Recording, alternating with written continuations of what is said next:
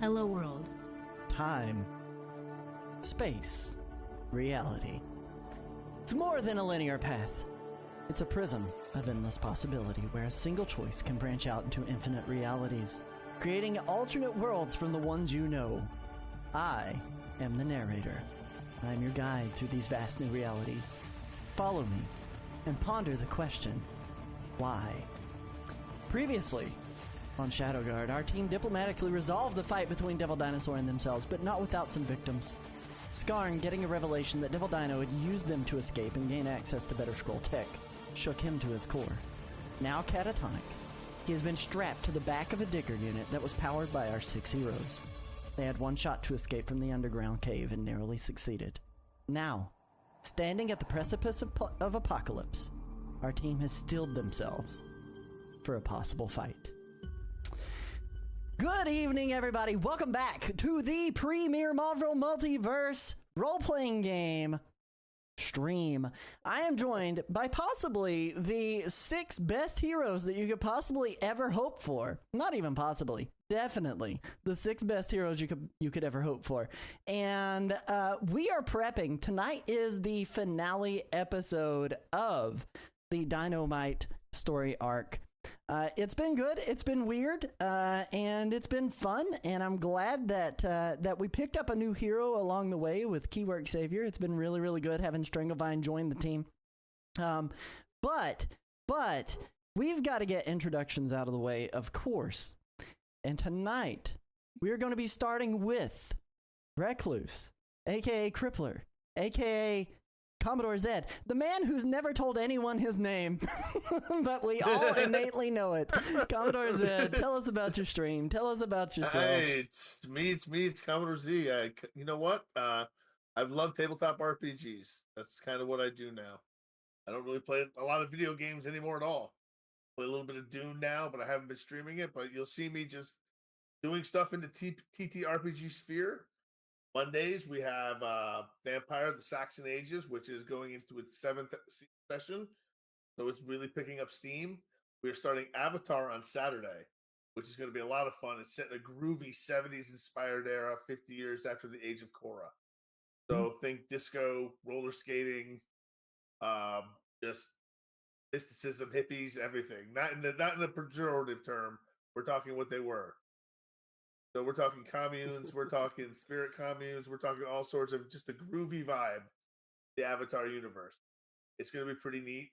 And then coming up in the fall, we have Feral Florida Keys, which is a Changing Breeds game, where you'll see our players taking the roles of predators being hunted by other predators. It'll be a very modern horror game, just set in a very special part of the country. Typically World of Darkness vibes, right? Like, is it normally what you're doing? Avatar is a cool departure. I'm excited to see this side of Commodore Zed streams. I think that's going to be super fun to watch. You guys aren't going to want to miss it. First session, you said, is Saturday. Do you have a time picked out? World of Darkness, Florida edition. Yes, it is World of Darkness, Florida edition.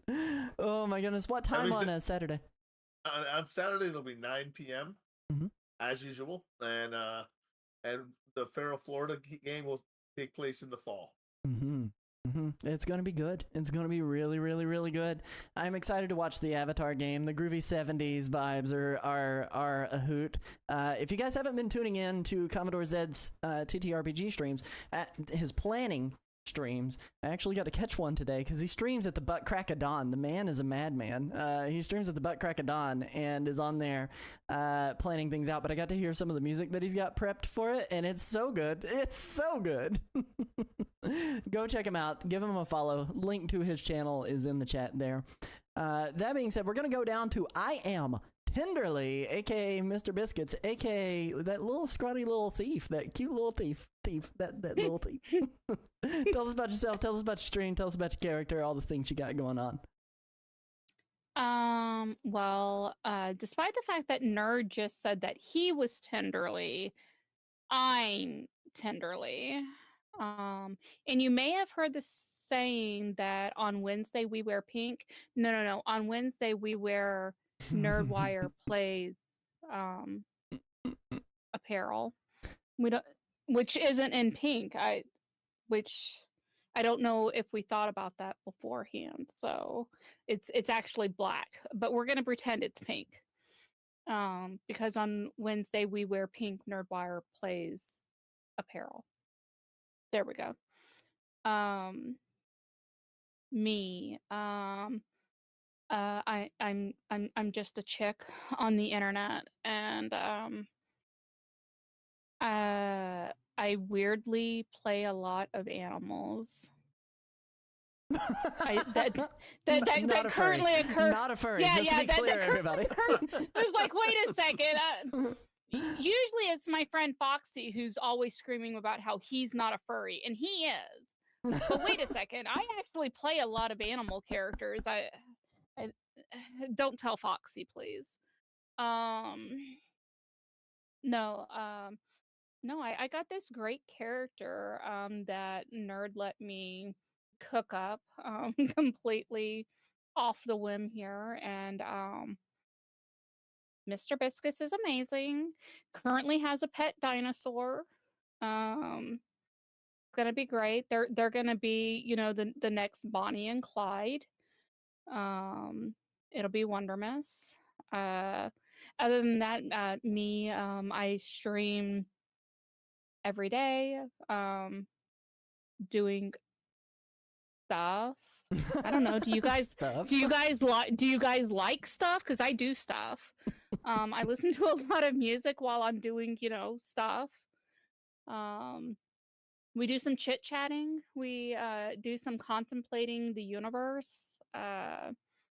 We do a lot of trivia. And yeah, we just do a lot of talking each other up and trying to get through that cycle that we keep going through every week. We start on Sunday and then you got to get all the way back to the next one. And so we try to get through, check them all off one by one. There went Monday, check. Now we got to get through Tuesday, check. So if you need somewhere to go get through those little to do things with, you can come hang out with me. Absolutely. Yesterday, she was doing miniature painting, which is a departure from the regular stuff that she does. So it was a good time. Yeah, I finished building a Alice in Wonderland themed tea shop. And I've started making a doll modeled after another streamer friend of mine that we all call Beans. So yeah, we say her name very excitedly. Poor Because Beans. I mean, it's getting a voodoo doll made of her. Exactly. So I'm working on now. Stabbing. Since finishing the tea shop, Need we've some moved on to toast. voodoo dolls. We do need some toast. Need some toast. Beans and toast. Oh my gosh, very British of you, Sakura. Very how British of you. I was gonna say, what are we Brits now? That we're. Oh Tuesday, goodness. in it. Keyword Savior, tell the people about Raffle. yourself, about your stream, about what you've been going through doing. Well, maybe not what you've been going through. Hopefully everything's been mostly okay, for the most part. But, and then about your character, my good dude. All right. I'm Keyword Savior, and glossing over what I've been going through, we'll just say I am a middle-aged millennial bon vivant who has found somehow that he is privileged enough to spend time with his friends playing pen and paper TTRPG games. I do stream much more frequently than I was previously when we first started this campaign, most weekdays and even some weekends. I'm streaming largely Nintendo stuff. Today it was all Fallout 76. I didn't even get to Tears of the Kingdom because I was just so into that deal. But otherwise, on Wednesday nights, I play Stranglevine, a Russian botanist turned pseudo metahuman. Can control plants. Totally not like poison ivy. It's an entirely different deal.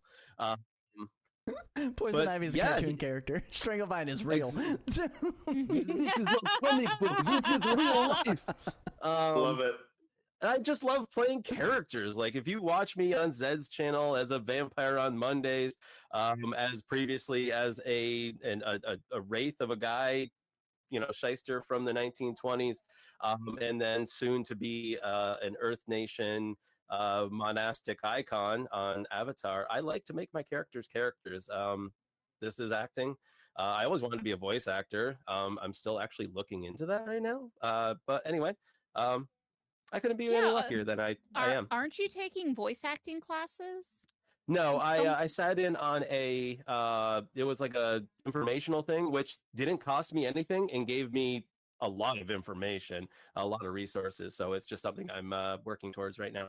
But yeah, I did it cool. the $400 for the is that my lag or my camera? Yeah, it's your camera. It's going out, and for some reason your internet's saying no. Everybody else is clear. It's like the moment that Stranglevine needs to speak, it's like, well, he's not going to be. He's fading out of it. You're being Thanos snapped. That's what's happening right now.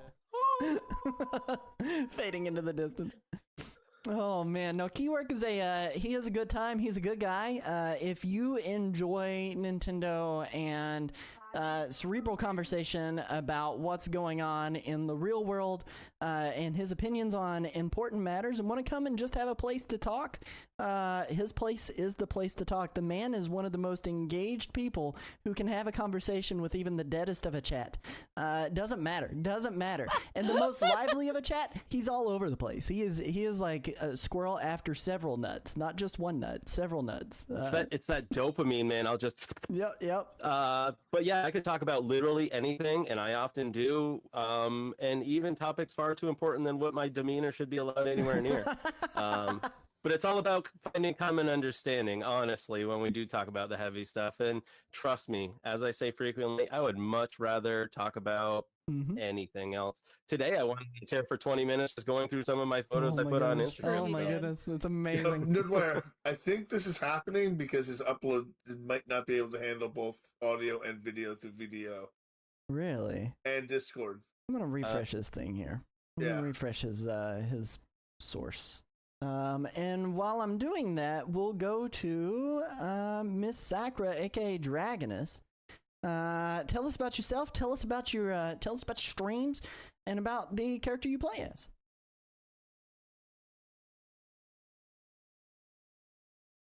He cleared up. Oh. When I refreshed his I would source. say, I said in my stream today, we can talk about adult things as long as we can talk about it like adults. I can't talk about things like an adult. It's just not possible. That's why you're not invited. Yep, that's totally fair. That is totally fair. I gotta do. Hi, I am Saki. I stream games, mostly old. Some new dot got System Shock to coming up on Friday. I also play TTRPGs, such as Marvel Multiverse, D&D, and more. That's freaking awesome. Sakura is also an I also amazing moderate for half of the retro community. I play She really Dragoness, does. a woman who has been slowly turning into a dragon over the course of the past 40 plus years, and it will continue for a long time. She has a dragon's lifespan, so the decades go by. She really, really does. She's an amazing She streamer. spent much time with the X-Men, and now is with a new team of misfits, perhaps becoming a leader. Now she's ready to face a world-ending event, not her first. But first without being part of one of the big teams. Death is possible.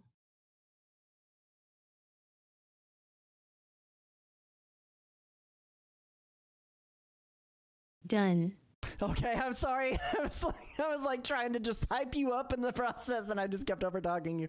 Sakura, amazing streamer, amazing individual. She does use text to speech, and so sometimes some of the gaps that happen in conversation naturally are a little bit harder for people to perceive, but that doesn't make her any less. As a matter of fact, it makes her even more, just because it's so freaking amazing how engaged that she is with her chat and with the people around. You guys should really go check her out. Does a lot of the Game Fest demos, a lot of the Summer Game Fest, Xbox Showcase, PlayStation State of Play kind of special streams over on her channel. You'll have a good time going and watching those, and then watching her check out some of the old classics that maybe you haven't heard of, hidden gems of such. We're now going to go to Wild Wood, Team Wildwood over there with Kung Fu Spaghetti, What up? who has made it back. Yo, I have just in time. I just got It's my your character sheet and turn. everything up. It is my turn. I am Kung Fu Spaghetti, our Kung Fu karate knowing carb, and I've been streaming some stuff, streaming some Pokemons lately. I need to get back into some Final. Actually, I need to get back into Final Fantasy VI because we hit 600 followers like months ago, and I've been watching Tinderly play it, so it's like I really need now. I'm even more need to play some damn 6. Play that 6. But that's Nintendo Switch 2. Got me playing I these hear modern that games 6 and is such. where it's at. 6 is where it's at. You're playing the good stuff, That's why you get it for the Switch too. right? Well, except for I'm gonna play it on the Super Nintendo. On the SEX, that's Yes. But yeah, but tonight I'm here fighting crime and hanging out with all my good friends here.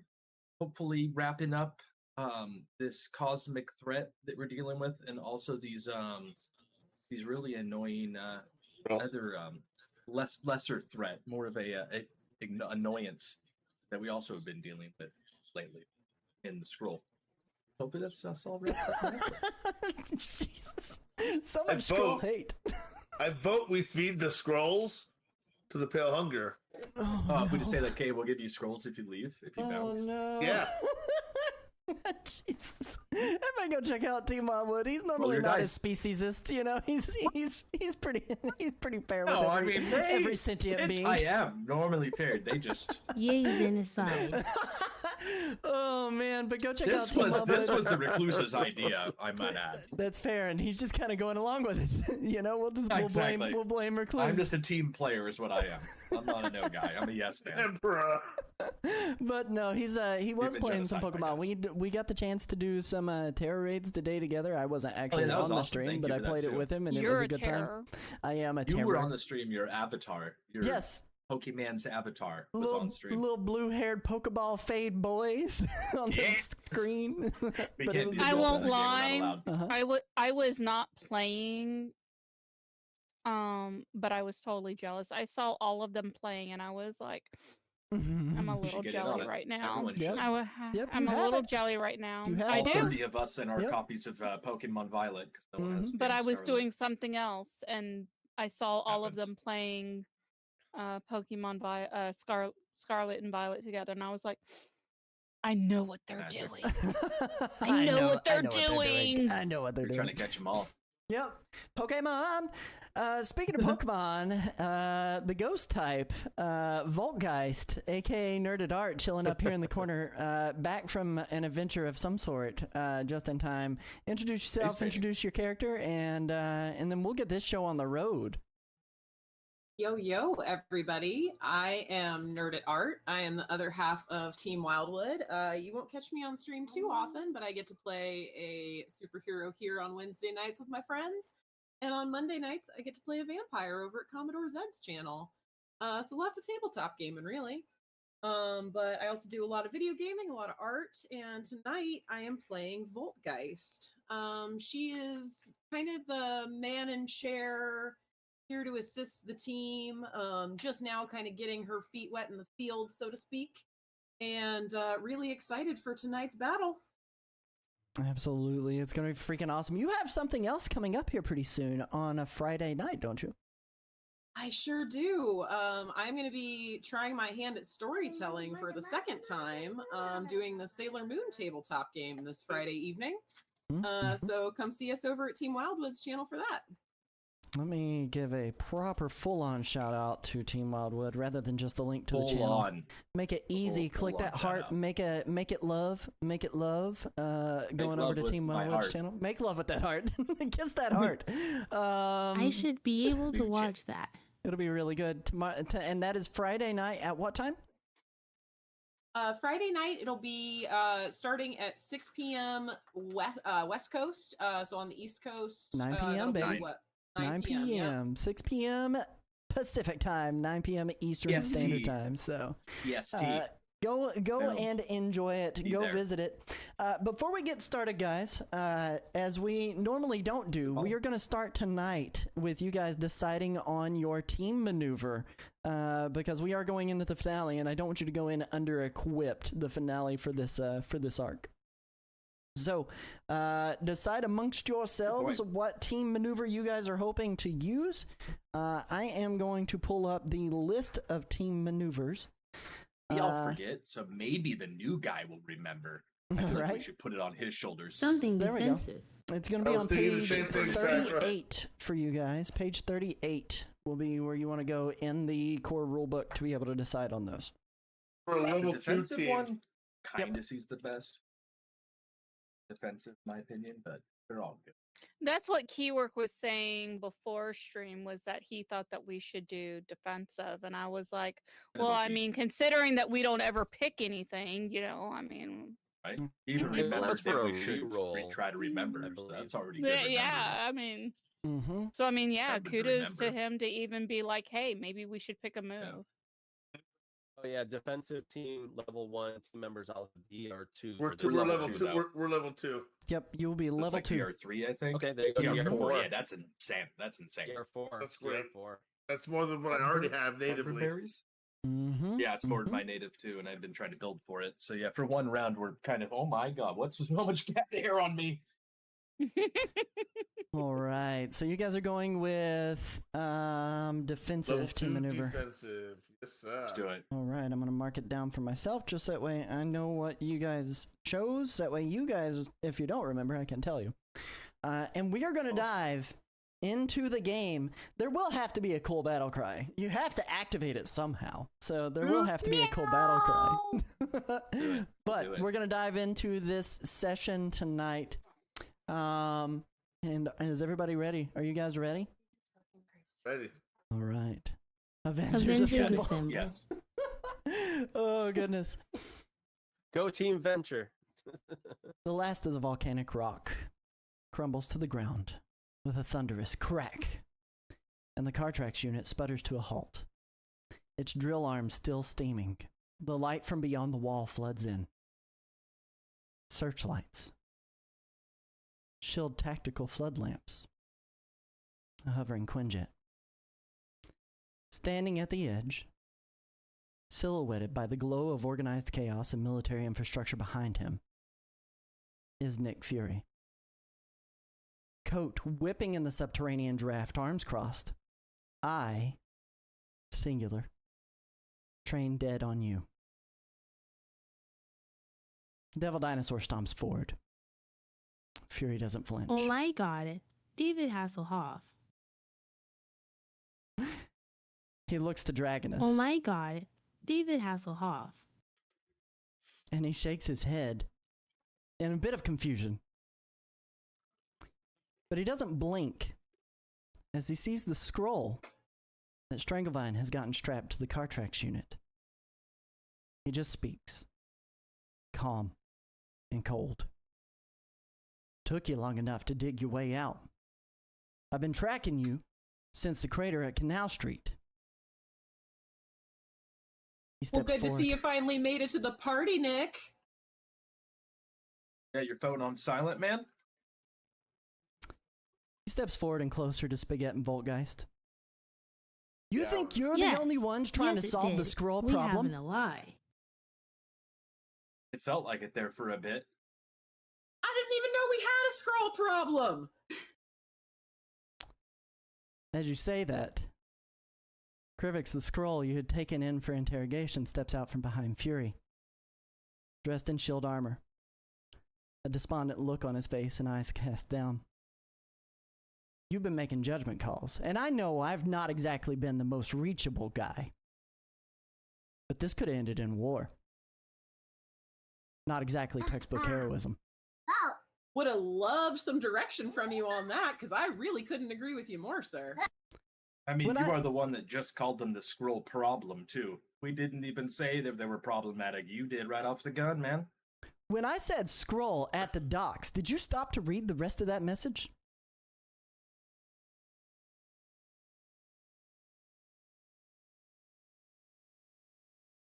don't know if I'm familiar with this message. I was gonna say I'm asking with my hand on my head, tabletop style. Please, I don't even remember what message you're referring to. You guys were out at the docks. You get a message that had blipped across your screen, Voltgeist, that had the letters SKRULL on it. And then you yelled out, "Guys, we have a scroll problem." And then everything went to heck immediately right after that. I love it. I love it. So, just like Fury, though. Fury's had scroll problem, too. It's just the scroll, man. They're just so problematic in their nature. I could have told you that. That they were a problem? Yeah. Grassman. They kind of told us. It's not often I get Exactly. surprised, and I don't like surprises. "Who is this?" he says, pointing toward Stranglevine. Who is this who is talking like he is boss of me? Or you? Dragoness, who is this? If you haven't Not looked good at around, character names. Brass man. Pardon me if we have not had time for proper introduction. Who are Nick you, Fury, Spaghetti director of S.H.I.E.L.D. Fortunately, he's our Fury. Man? Shield. Finally. Fury pauses. His tone softens, but only slightly. Also David Hasselhoff. We're Is he not played by David David Hasselhoff. Hasselhoff? No, this is Samuel L. Jackson, Nick Fury, not David Hasselhoff, Nick Fury. Oh my goodness. His tone softens, but only slightly. But you're still breathing. And that counts for something. He nods towards Skarn, who's still catatonic. "You know, we had agents working to form a diplomatic channel. Then your ski mask pal here decided to slap the hand that was reaching out. And now, we got half an army afraid to move. I'm not done, mister. And the other half begging for death."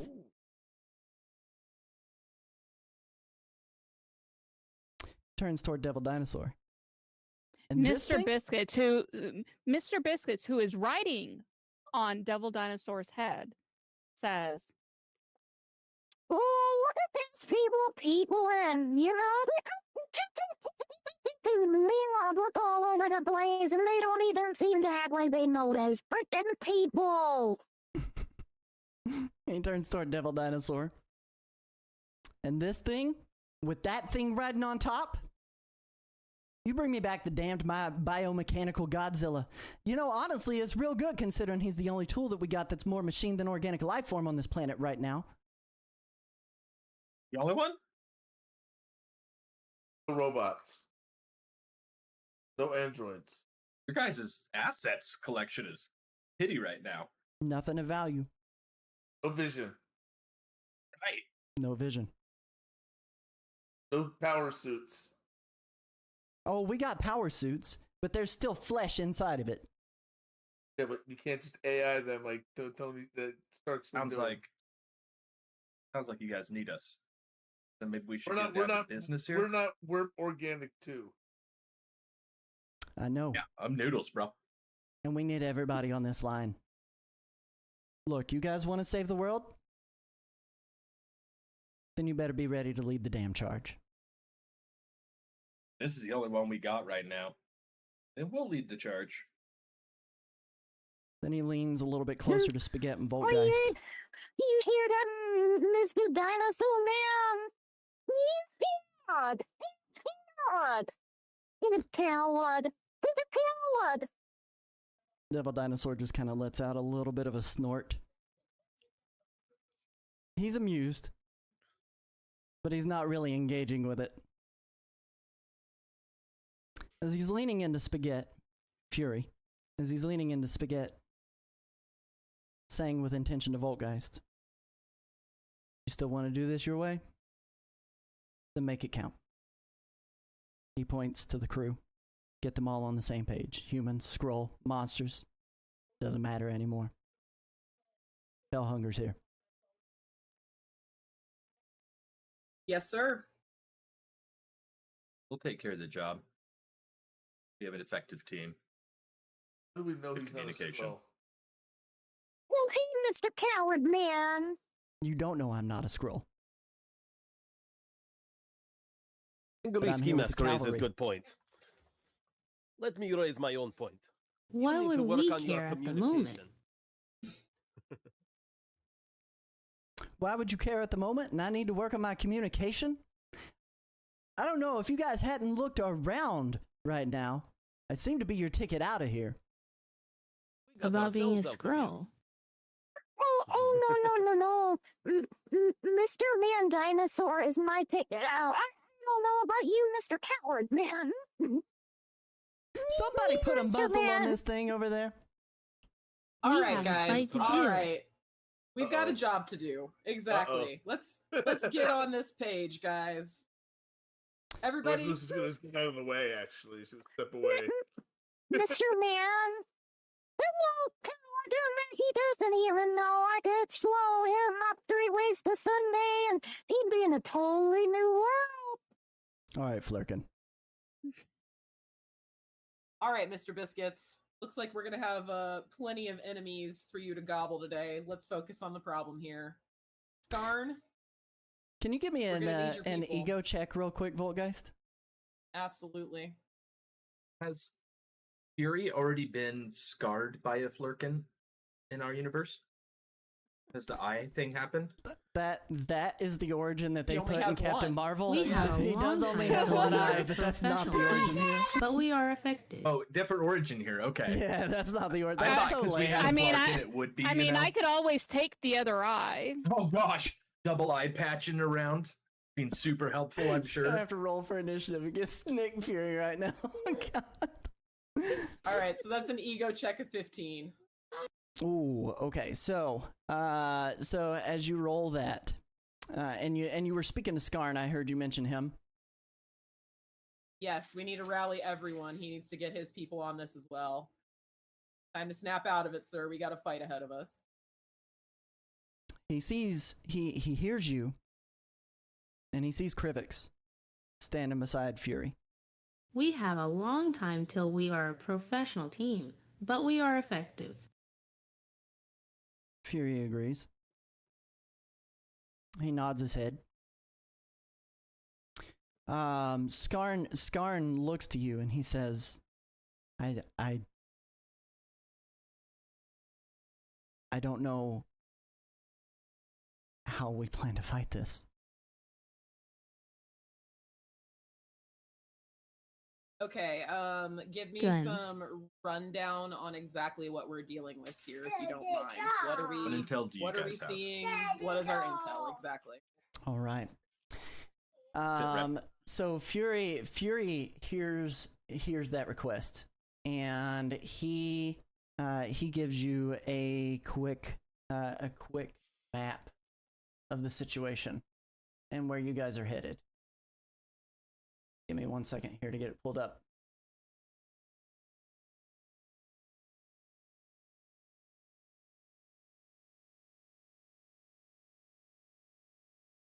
All right.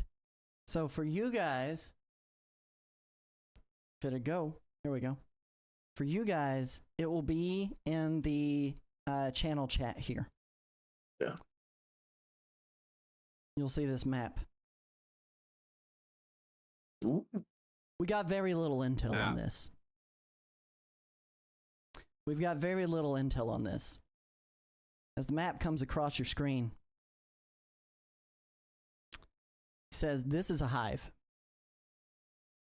And he points to the big target up in the upper left-hand corner. There's a queen who controls it. We have it pinpointed, but you're going to have to make it there. From where we can enter, it's about a 2-block hike through the infestation. We can't get any closer. On the coordinates he sends, there are 2 clearly marked designated routes departing from a bright green Quinjet on an X-ray style map. One route, marked in yellow, takes you beneath the city into the subway system under 41st Street, but it has 2 red gaping maw markers marking each exit. The other trail, that's in purple, that one takes you through directly down 42nd Street, but it dead ends with a larger marker of the same sigil. This one's noted in a darker red outline. Then the words stealth and direct pop up over each route. Stealth on the subway hall, direct on 42nd Street. Looking a little further, you'll see the same maw symbol with a crown above it positioned on the 34th floor of the New York Times building. Then notes pop up from the coordinates. On the stealth route, a note reads, subway system under complete swarm. It seems to be a hive nest of some sort. Stealth and evasion is key. Likelihood of survival is limited, but not impossible. It ends at a service lift to the top floor of the New York Times building. No agents have entered and returned as of yet. Communications cut off. On the direct route, it reads, the 42nd Street route is about as clear as you can hope for, but there are swarms in the skies above. Aerial contact is strongly advised against. We've established a visual of the base of the building. It seems to be a swarm of soldier beings set up as a defense. A large cluster. And then you get two images that pop up on the screen as well. One's a screen cap from the street cameras that was taken moments earlier. A swarm of octopi-like creatures. A flying swarm. Dead, black holes for eyes and sharp, toothy, gaping mouths. And the other image is from inside the building. A woman, dressed in Victorian-era attire. Her arms twisted, branching off in as many directions. Her dress skirt gives way to even more tentacles. She's gaunt, with a ghost-like appearance, and strangely humanoid. The room she's standing in, the wall's been covered with fleshy tendrils, and she's surrounded by eggs. I think we need to stop that. So we get to the building and we take out the queen. That's the plan. Kill the queen, kill the hive, Fury says. Oh, just Do we nuke know it for more. anything that Like a solid they're... plan. Yeah. Do we know anything that they're weak to? Light, sound, anything? Knuckles. Fire. They don't have kneecaps. Perhaps we The can tap into common the city's cold. cameras, see if anyone has had any successful fighting back. Can I do that? Can I do a awareness check, see if I can pick anything up on, you know, any of the city's cameras? Any sort of hint? You can attempt to, but I'm going to tell you, like, you're probably not going to get a whole lot of detail. 17. As far as what you end up getting in the area, most of the city is on emergency backup. You attempt to hack in. Okay. Cameras are out. There are... You do see power surging through certain lines, but it's all for emergency power. Anything of going- unnecessary is not really receiving anything. All right. Well, I'd say looks like we've got two routes, guys. We either go underground and we deal with the swarm that's down there, and it sounds like if we're going above ground, then we're dealing with the swarm at the base of the building. How are you guys feeling about it? If we are going in Nightmare Tunnel, do we have explosives? Something to clear in front of us? Or what sort Where is of... this lady thing? The lady's on the 34th floor of the New York Times in the building. Times. Yep, she's up there. What sort of support can we have aerial for 31st Street approach? We're not putting anything in the skies. If we go underground, we do have the advantage of closed quarters, and Dragoness's Fire Breath can do some real damage under there, but it also limits our escape routes. Easier to watch back. I'm not sure how well Mr. Man fits in a subway. I mean, he got to the Savage Lands through the subway, so it'll be a tight Yeah, squeeze. but he also broke the subway to get there. Devil Dinosaur just kind of nods his head a little bit. Mr. Biscuits bouncing up and I down feel like from the head. Our direct route is probably our best route.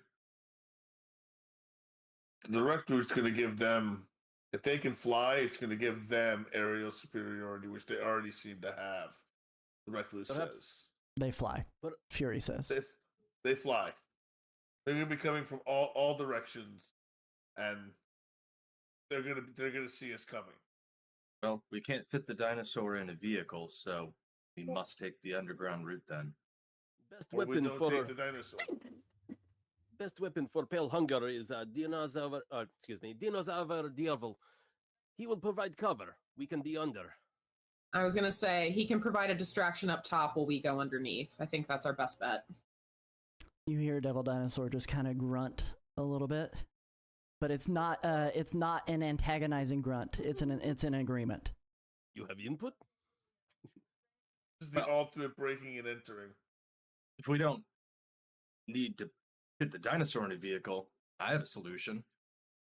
I make out my buddy with the noodle truck. It'll just look like a noodle truck rolling down the street. We all hide in the back. He pot posts up, selling noodles right in front of the building. We exit out of the back of the vehicle, enter the building. Fury walks over to the Quinjets that are hovering on the hillside there, right outside the cave entrance. And he says, transport's not going to be an issue. It's kind of chaotic for that. I can get us up there. We just can't fly high. Oh, I thought we couldn't fly. Well, let's go then. What are we talking about?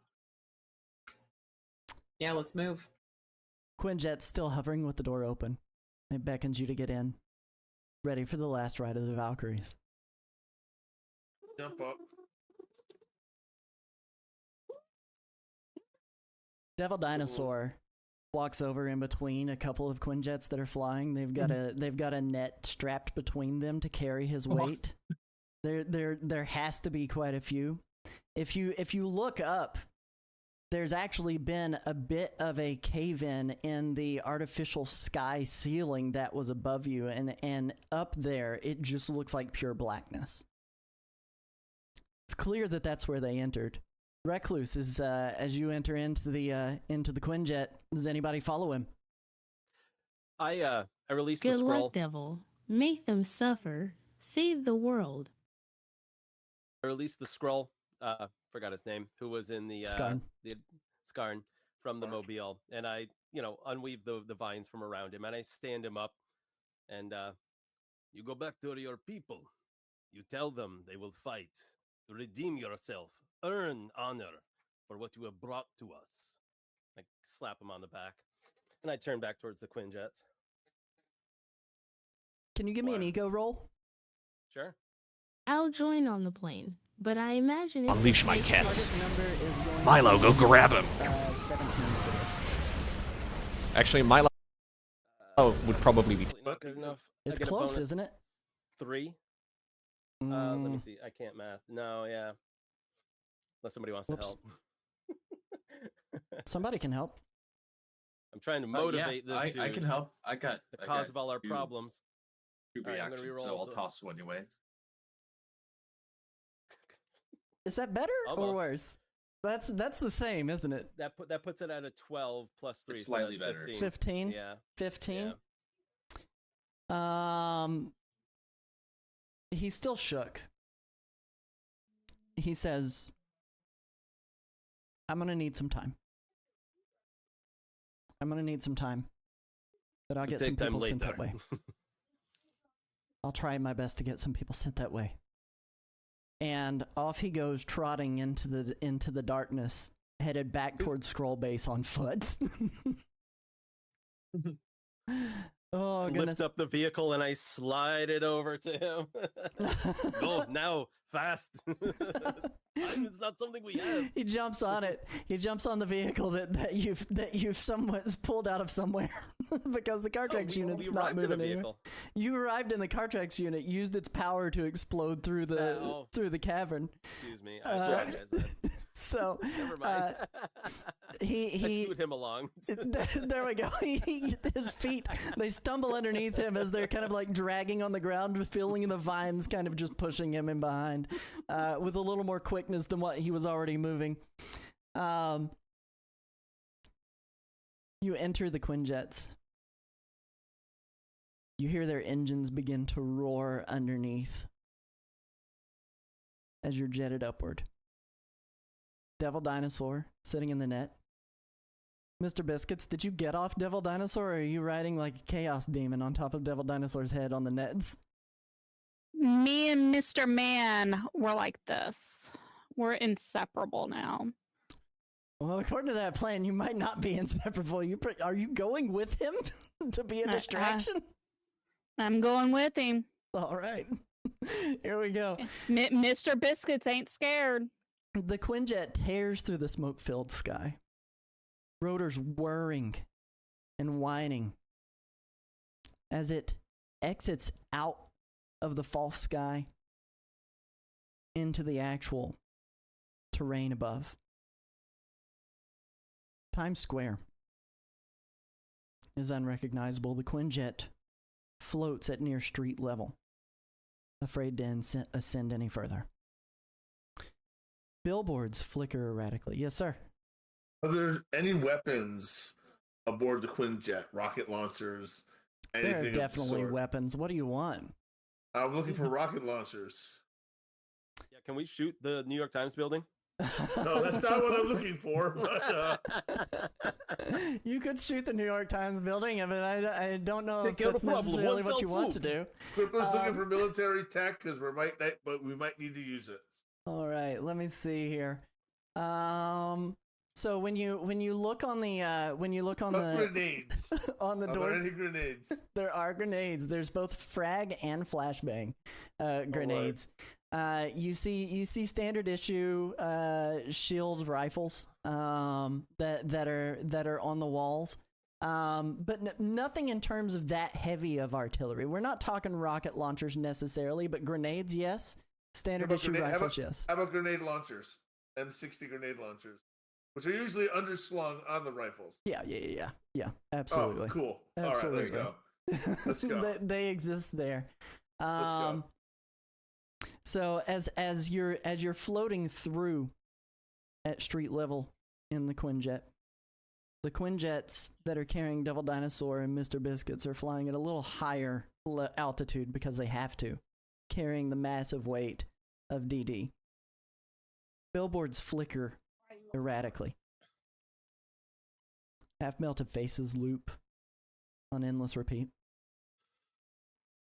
Barely any light. And what light is there is corrupted by static. Streets once crowded with tourists are now cracked and cratered. The pavement pulses. Looks like it's literally moving, like a breathing wound. And then you see them. White tendrils spreading from subway grates, crawling up traffic lights, creeping into the bodies of cars like veins. Pale hunger is everywhere. Shapes slither along the glass of buildings, clinging like white oil slick spiders. Shadows move with too many limbs. Screeching carries through the wind as the sky is blotted out in a wriggling sheet of bodies swirling above you. As your Quinjet descends, you notice, with a quickness, it does look like Skarn convinced what's left of the Skrull Empire's army to show.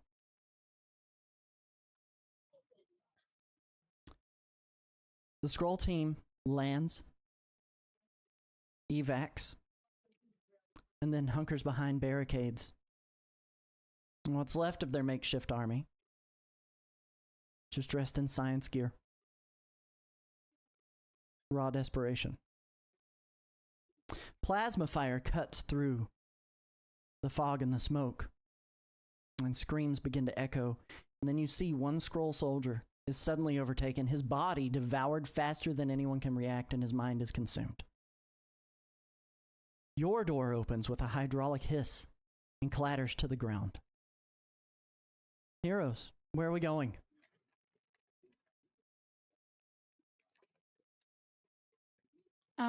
I want to use my collar to send a message. You can speak to Voltgeist. I want to presume, I haven't used it before, but I want to presume that the person who made me the collar Voltgeist. provided it. No, not this collar. Oh, which color are we talking about? Okay, a different color? The collar I came with. Oh, okay. I want to presume that the person who made me this collar also had a built-in means for me to contact them. The one that lets her speak.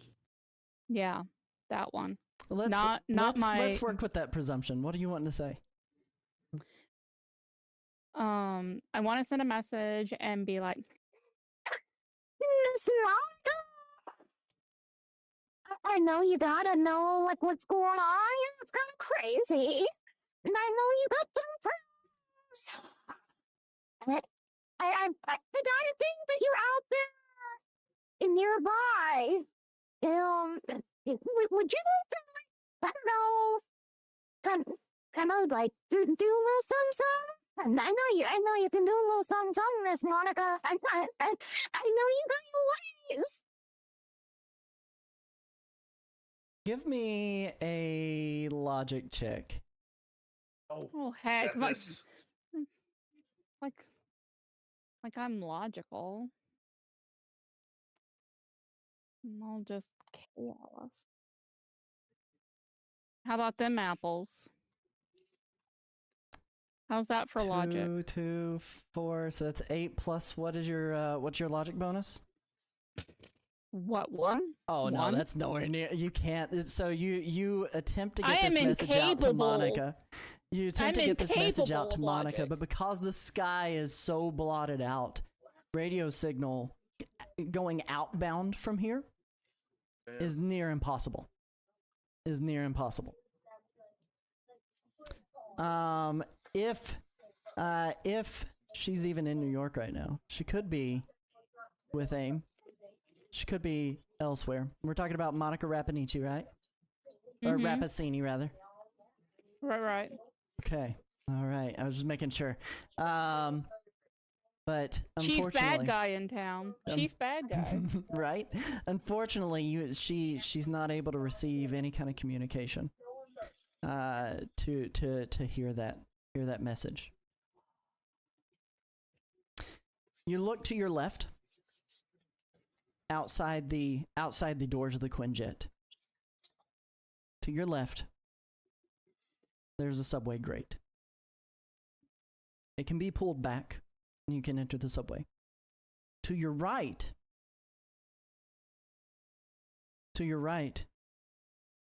and down on the corner is the direct route on 42nd Street.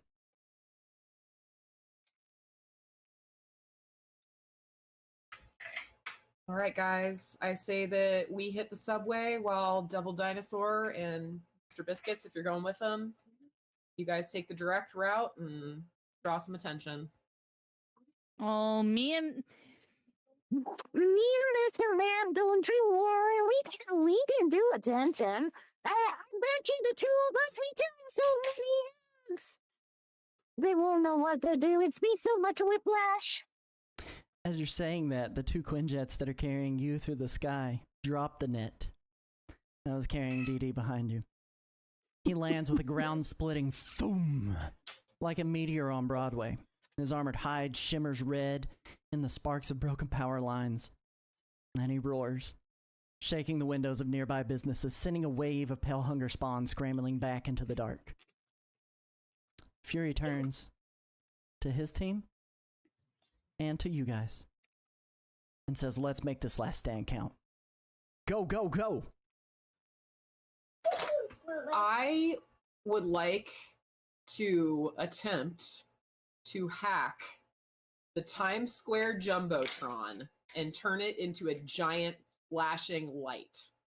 Go for it. I wanted like a freaking bug zapper. I want to try and get their attention. Go for it. I will say, in these circumstances, it's not hard to hack it. What I'm going to have you do is I'm going to have you do a roll for hacking it. You definitely more than succeeded at the hacking it. I'm going to have you do a roll for hacking it. Diverting power to it is the other side.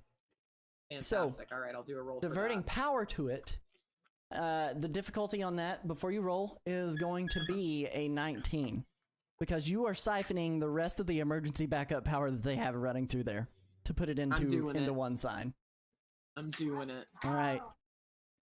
Oh my god. So that's actually 19 even. That's 19 on the dot. Yeah, and it's a fantastic success. So describe for me what you're hoping to have happen, and we'll come to an agreement. We'll come to an agreement.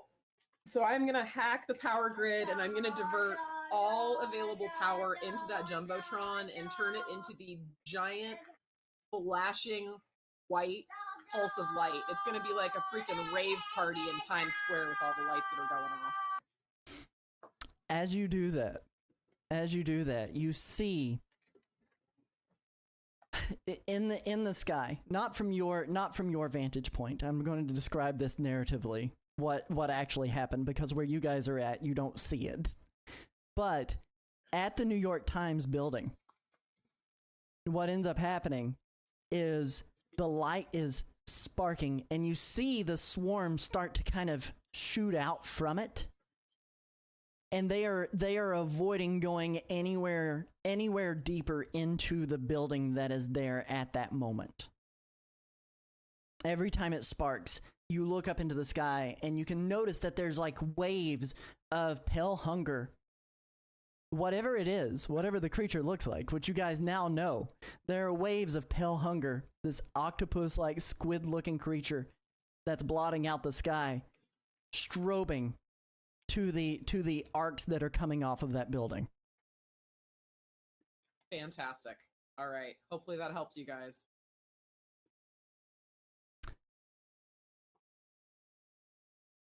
For the ones who are going for the ones who are going underground, like I mentioned, there was the subway grate. You can attempt to take it. It must be pried open to enter. Right? When recluse, I'm gonna look over to him and I'm gonna just lift it. It comes off so easy. It comes off so easily. You hear the screws on the grate covering pop, pop, and they kind of pating like bullets, cartoon level bullets out from the holes into the sky as he's just popping it off with no effort whatsoever. What do you do with the lid? You just gotta toss it across the street? Bounce off of my skills. No. Well, I'm gonna look. Are there any Cybertrucks around?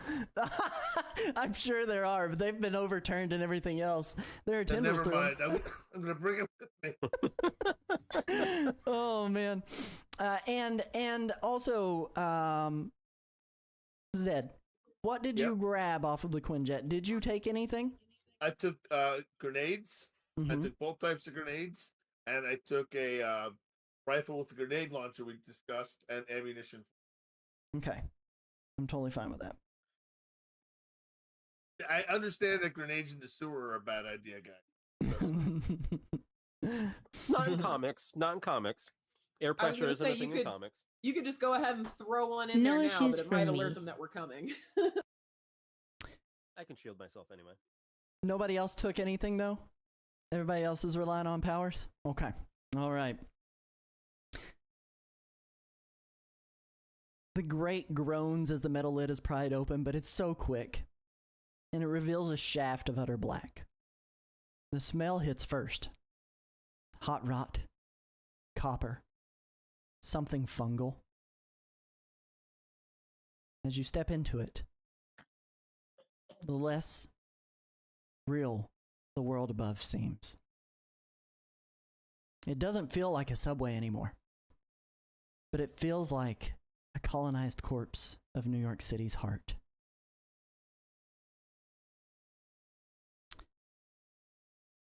Devil Dinosaur. Devil Dinosaur looks up, as best as he can, toward Mr. Biscuits. And he creates a telepathic link between you and he to communicate. And he says, "Brave tiny creature,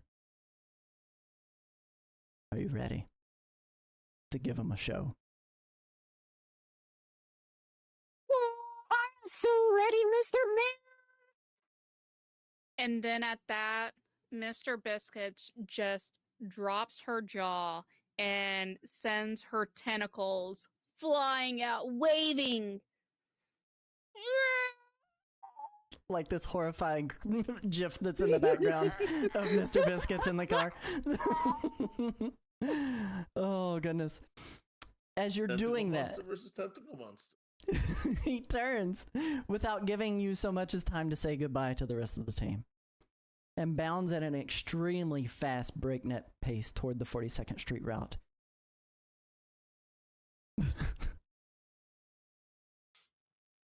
Up above, the sky swarms. Pale tentacles twist and flutter in chaos, screeching as they swarm building to building. The creatures circling like buzzards, waiting for its prey to fall. You see Iron Man jetting through the chaos above, encased in new armor to protect his fragile body. War Machine is in pursuit of him, and he's blasting bullets and targeted missiles, but they're at Tony. And then you see why. He's struggling. His armor completely wrapped in tentacles. He's fighting to get free, and then boom!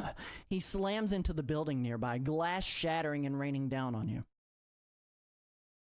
Clinging to another building is Hulk, ripping and tearing suckers off his massive green body. He lets out a loud roar and then claps his hands so hard it sends shockwaves rippling down the exposed glass of the building. Blood and goo pitter-patter on the metal of cars nearby and onto the asphalt. And then the Hulk bounds off the building across the skyline. Captain America rushes past you. Well, that's a good sign. The stars and stripes on his suit looking cleaner than they should considering what's happening around you. Ahead of him, Sam Wilson Falcon floats down from a second-story window, extends his wings, and Cap runs up them like a ramp. Falcon swings them upward with force, launching Steve Rogers' shield first into a horde of the Hunger. He throws his shield, and it clangs off of 3 of the Hunger, knocking them unconscious before it ricochets back to his arm, and he drops in a pose to the ground. He looks back at Devil Dinosaur and Mr. Biscuits, gives a salute, and barrels down the alleyway.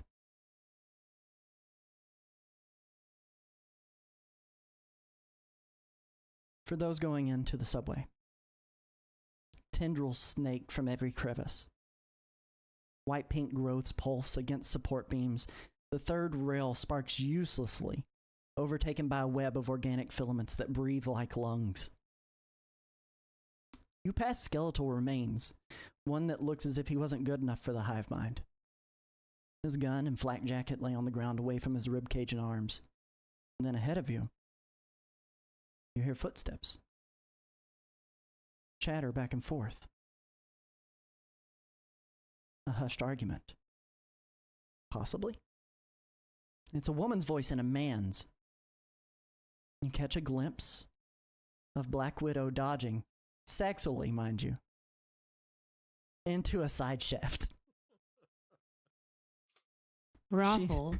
She's then followed closely behind by none other than Hawkeye. But right before he darts in to the shaft, he shoots an arrow at the ground. It bursts quietly, and then smoke begins filling the place to obfuscate their exit. To obfuscate their exit. Squelching sounds echo ahead of you. This is no infiltration. This is trespassing inside a living thing. This is a hive. What I need from you guys, as you're entering the hallway, again, this was labeled as the stealth route. Are you trying to remain stealthy is the other question. Yes. Okay. Yeah, I'm not screaming or Yes. anything. String of line? I'm just curious, as far as proceeding with this, if I can do something with my abilities to help us maintain stealth. What do you have? What do you have that you think would help? Well, I have elemental barrier, and the way that it's described is that it's placed covering square spaces, up to 6 spaces. So I was wondering, up to 2 spaces across, vertically/horizontally per their rank. So 2 times 3, so 6. I was wondering if basically I could continue a la Super Mario 64, like a moving, or Odyssey, a moving a platform of vines for us to continue walking across, so that it wouldn't disrupt the tentacles and give us away. What is your check on that you have to do to be able to cast it? It is agility to compare the results against the agility defense of any target in the affected space. On a success, the character chooses which side of the barrier the target winds up on. On a failure, the target chooses. So I'm rolling agility. I would say we can go ahead and attempt to roll that. What I will allow to happen is that after you roll that, it will lower the difficulty. The original target number that I had here, and it was an agility roll to maintain stealth, was 15. You succeed. We'll treat it as an advantage. Yes, Zed. Do the tentacles, are they on the ceiling as well? The tendrils wrap from floor, and they do wrap around wall, kind of on ceiling. Are there any from what you've exposed seen surfaces, unlike girders? Where you've kind of entered, I mean, there are posts that come down that some of them may not be touched by tendrils, some of them may not be covered in hive, whatever that goo is so far. That's what I wanted to use as you can still kind of anchor to those as you're going through. It would be insane if the entire thing was pretty much an esophagus. So there's no way to wall crawl over. Yeah.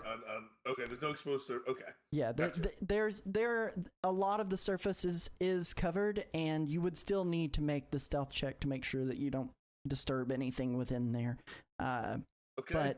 But Stringavine just succeeded in creating a bit of a walkway. So instead of a target number of 15 agility roll, your target number is now going to be 11 because he also rolled a Marvel die. So your target number is now going to be 11 to get to enter into this without disturbing the hive. For each of us? Yep. We just walk on his Yep, you can walk on his barrier that he's created, yes. So you need rolls from everyone on that? Everyone who is in the basement. Where are these sexy new dice? Very easy. I missed something. Oh, I put them in the. You have a special noodle dice that's in the red Discord. Red dice Discord. I gotta clear this roll. Okay, I'll this one last roll with these dice. Here we go. Do me right, these dice. There we go. Let's see how they did me right. They did me very right. I know Crippler easily, successfully does it. Voltgeist, you're kind of in a backpack. So you have a little bit of a different situation where I don't think you need to do an agility roll for this. You're not going to alert them because your feet aren't going to be touching anything. And Zed, if you need us to take a quick break, we can go to a break. I thought I'd roll. No, I was going to break. Could she, on the backpack, we tricked it out with some stuff. Could she help light up the area? She could help light up the area if you would like.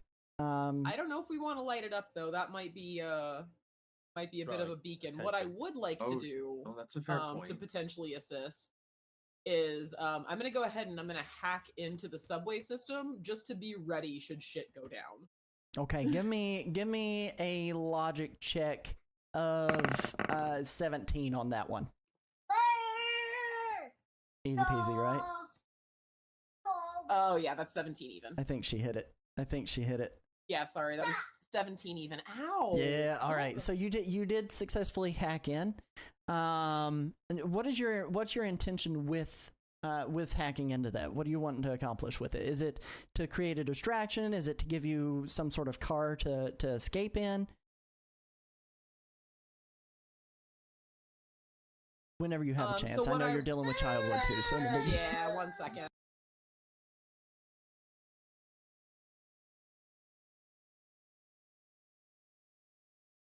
And Zed, I don't know if I ever caught your answer. Are you okay? Do you need us to go to a break for breathing treatment or anything?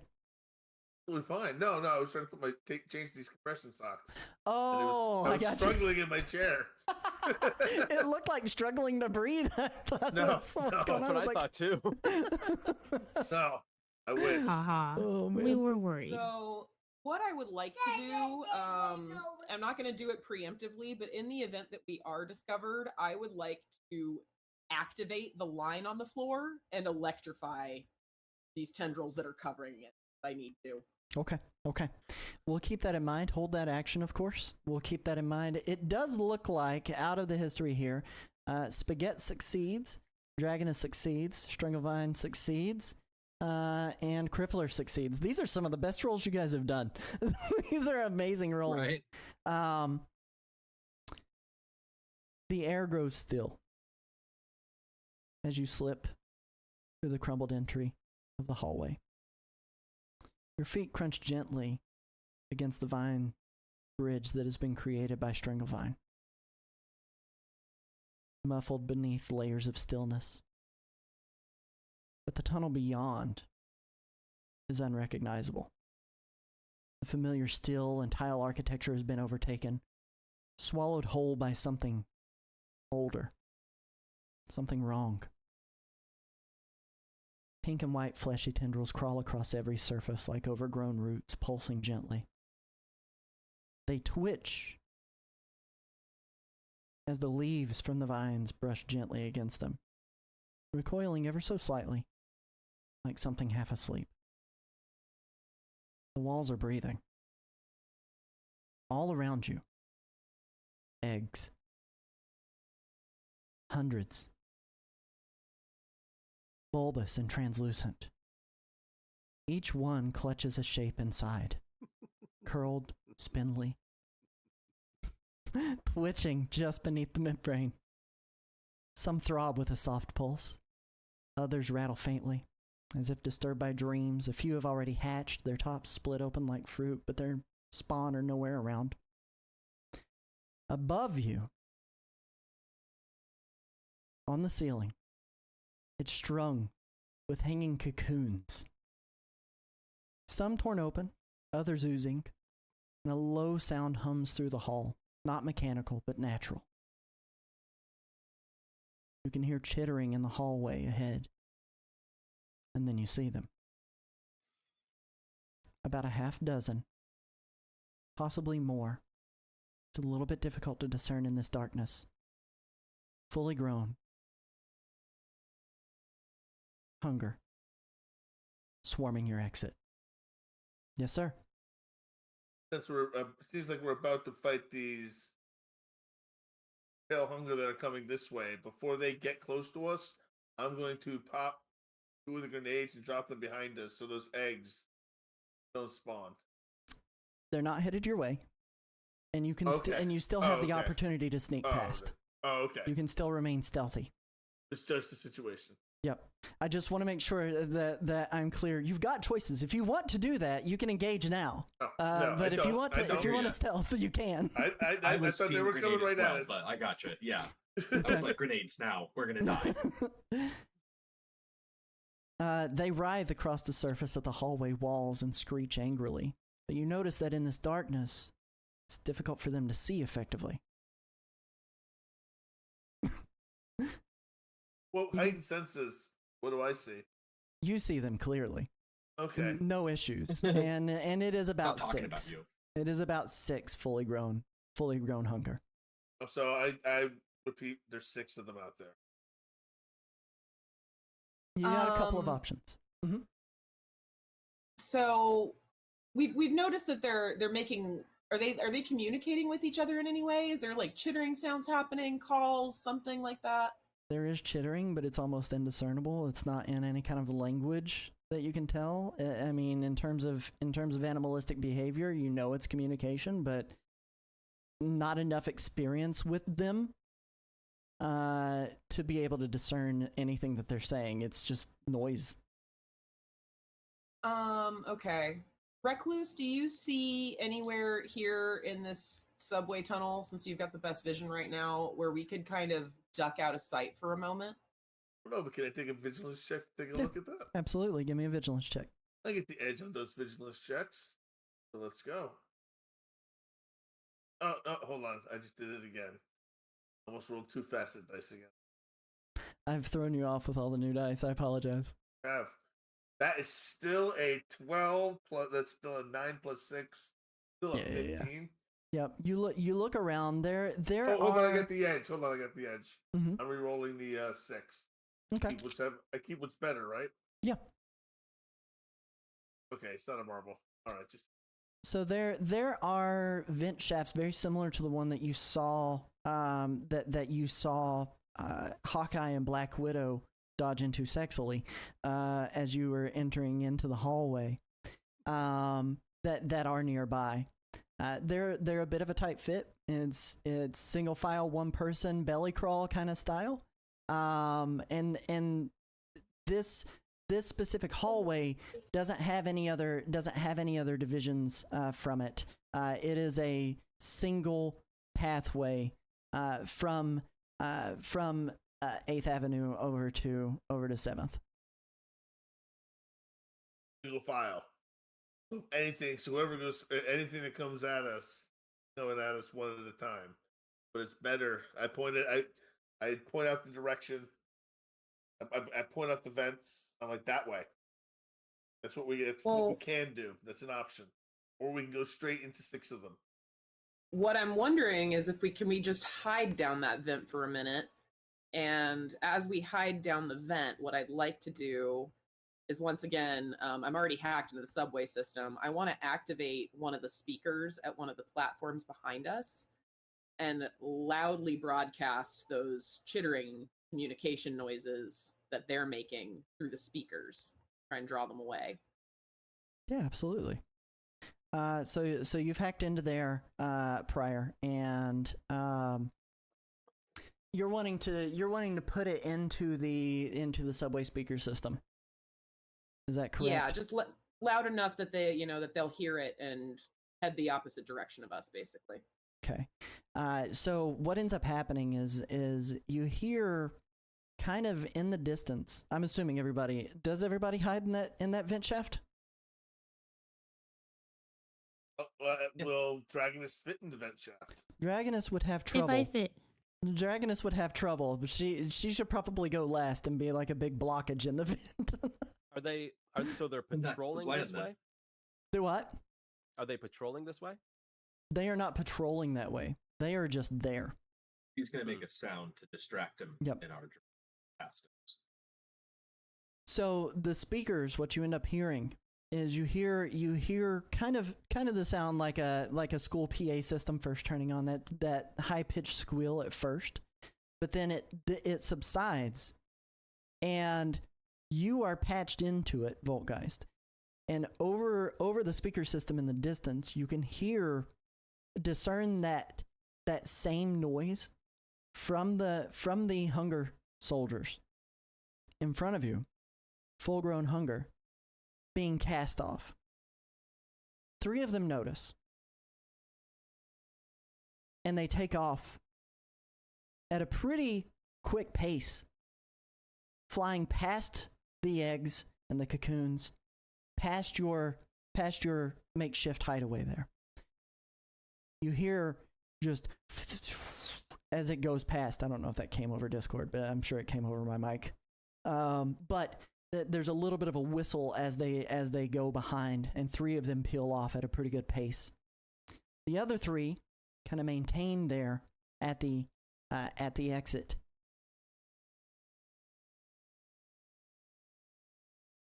All right, well, I reduced the problem, but we're still going to have to face a few of them. Yeah, it all helps. Thankfully, Dragoness didn't sneeze in here and light us all on fire. Perhaps I can cocoon them. Sneak past. Back to Mr. Biscuits and Devil Dinosaur. At street level. I have never done that to you. At street level, as you begin to turn the corner on 8th Avenue, 1,000 eyes twitch toward your approach. The soldiers of the Pale Hunger cluster around the base of the New York Times building. Rows of them, floating shoulder to shoulder like teeth. Roll for initiative. For you, Mr. Biscuits. Oh boy.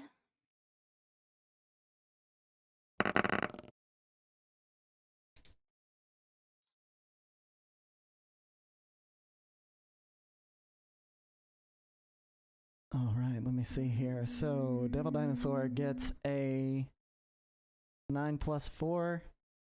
He ends up getting a 13. What did you get? 5, 6, 1, 11, 12, plus your vigilance? Another 4. 16. And she's building up double dinosaur nitrous. And then I'm going to roll for the Pale Hunger here that are there.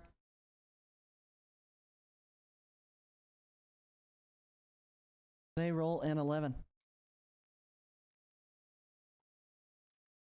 All right.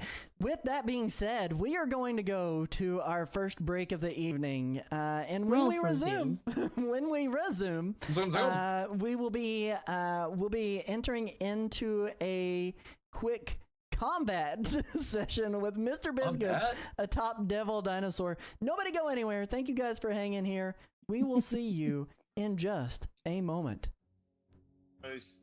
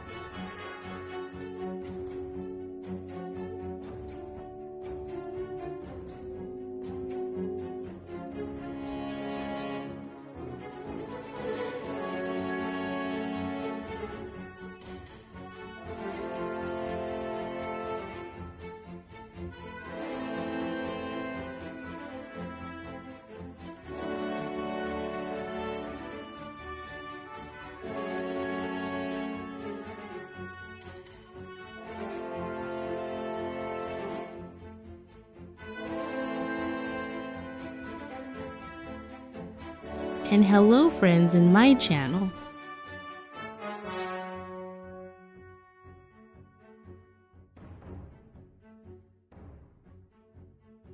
Hope you're enjoying the chaos.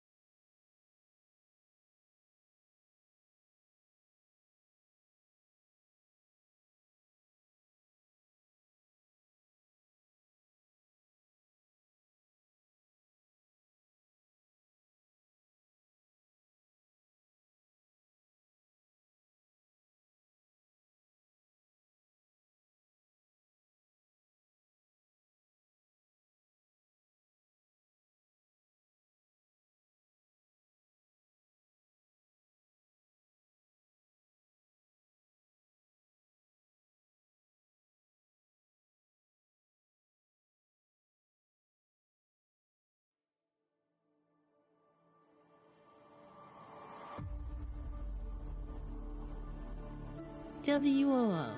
WOO! Welcome back. Welcome back to Marvel Multiverse, where we last left off. Mr. Biscuits, Devil Dinosaur, and a group of Pale Hunger soldiers have just rolled for initiative to find out what is getting ready to happen. What the hell is this gross thing? What is getting ready to happen? We've got Mr. Biscuits going first in the initiative order. No one participates in a bonus round.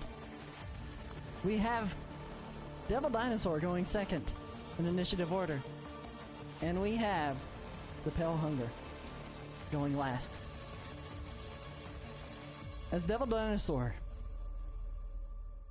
arrives with Mr. Biscuits riding on the top of his head, at street level, 1,000 eyes twitch towards your approach.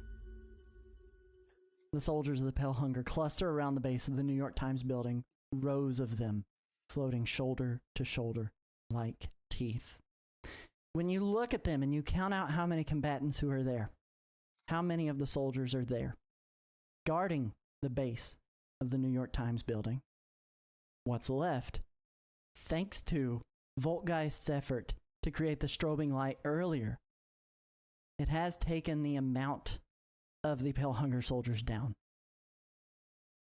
to only 12 of them.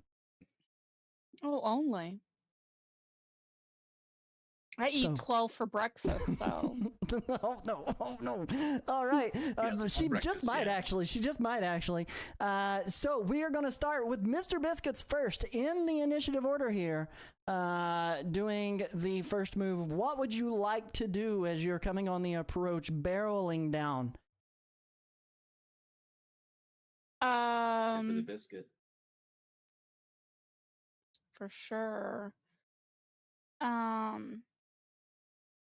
Okay, so as we came running in, Mr. Biscuits already had her mouth wide open and was flailing her inner tentacles around, adding to the spectacle of what's going on here. So you've got this giant mechanical T-Rex like creature running down at these guys, and in comparison, Mr. Biscuits is quite microscopic on the top of Mr. Man's head. And so seemingly out of nowhere, there's all these wild tentacles just flying around on top of this weird dino's head. And Mr. Biscuits is actually very entertained by this, because Mr. Biscuits is nothing if not, highly entertained by her very existence, really. Mr. Biscuits missed her calling as a comedian. So with her tentacles flying around, as they're running in, Mr. Biscuits is going to use vicious attack to lash out at anything nearby, as many as what she is allowed to whip at, because vicious attack is just considered to be a melee attack. It is. So it will be a single target. It will still be a single target on vicious attack because it's not one of those that would split your attack between targets. It's really unfair because I've got like 12 tentacles in my mouth.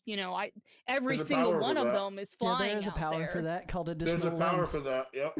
It gives you an extra action. But as you do that, let's go ahead and get your melee roll on them. As you guys are bounding up the street, you will be within reach in just mere seconds. You're prepping your attack. You're getting ready to do it. Devil Dinosaur gets you close enough to do that. And your target number is going to be 15 to hit. So with your melee added into there, that's 10 plus, what is your melee? 5? 5, yes. It is a guaranteed hit on the first of the Pale Hunger that is there. So your attack would be 4 multiplied by your multiplier, and then add your bonus. 4 multiplied by 4, which is 16 plus 5. That's a whopping 21. It's old enough to have a rum. 21 damage to one of the Pale Hunger soldiers. Soldier, not warrior.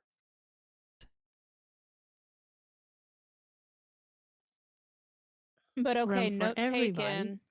Rum for everybody. That's Rum exactly for right, Sakura. everybody. Rum for everybody. 21 but yeah, damage going into it.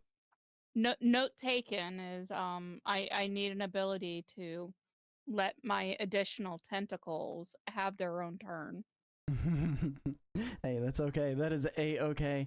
What ends up happening with Devil Dinosaur is he lifts his foot to do a ground shaking stomp, sending a shockwave within the area. So as he does that, the asphalt is going to crack and it's going to shoot up and smack into these airborne creatures that are there. And he is going to do an agility attack here. It is a guaranteed hit. It is a guaranteed hit. Let me double check and make sure what the move actually does for that.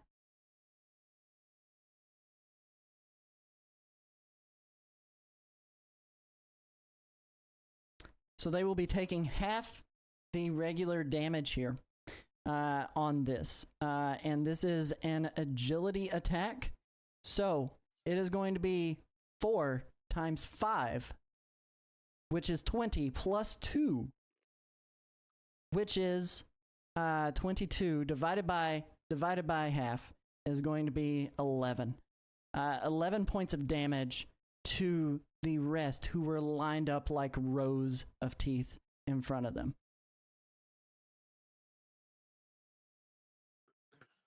All right. And then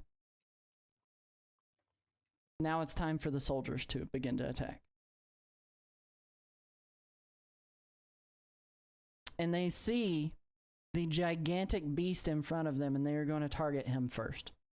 And I'm going to roll for all of them. What they are going to end up doing is they are going to use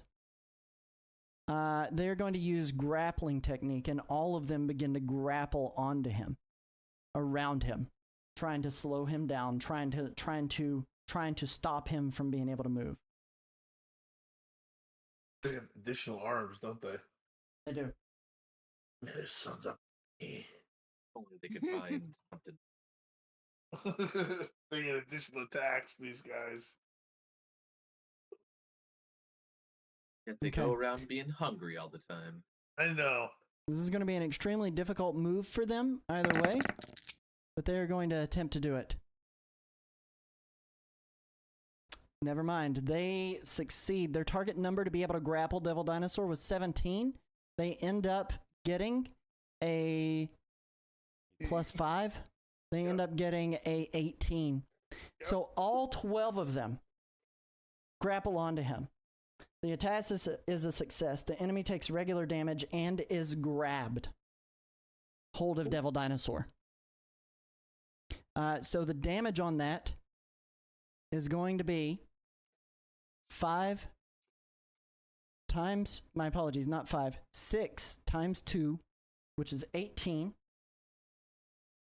plus 5 is going to be plus 6 5 times 2 is an 18. No, sorry, 12. Plus 5 is 17. God, math, 17. And we are going to multiply that by 12. But we also need to make sure that we calculate in Devil Dinosaur's damage reduction, which is 3.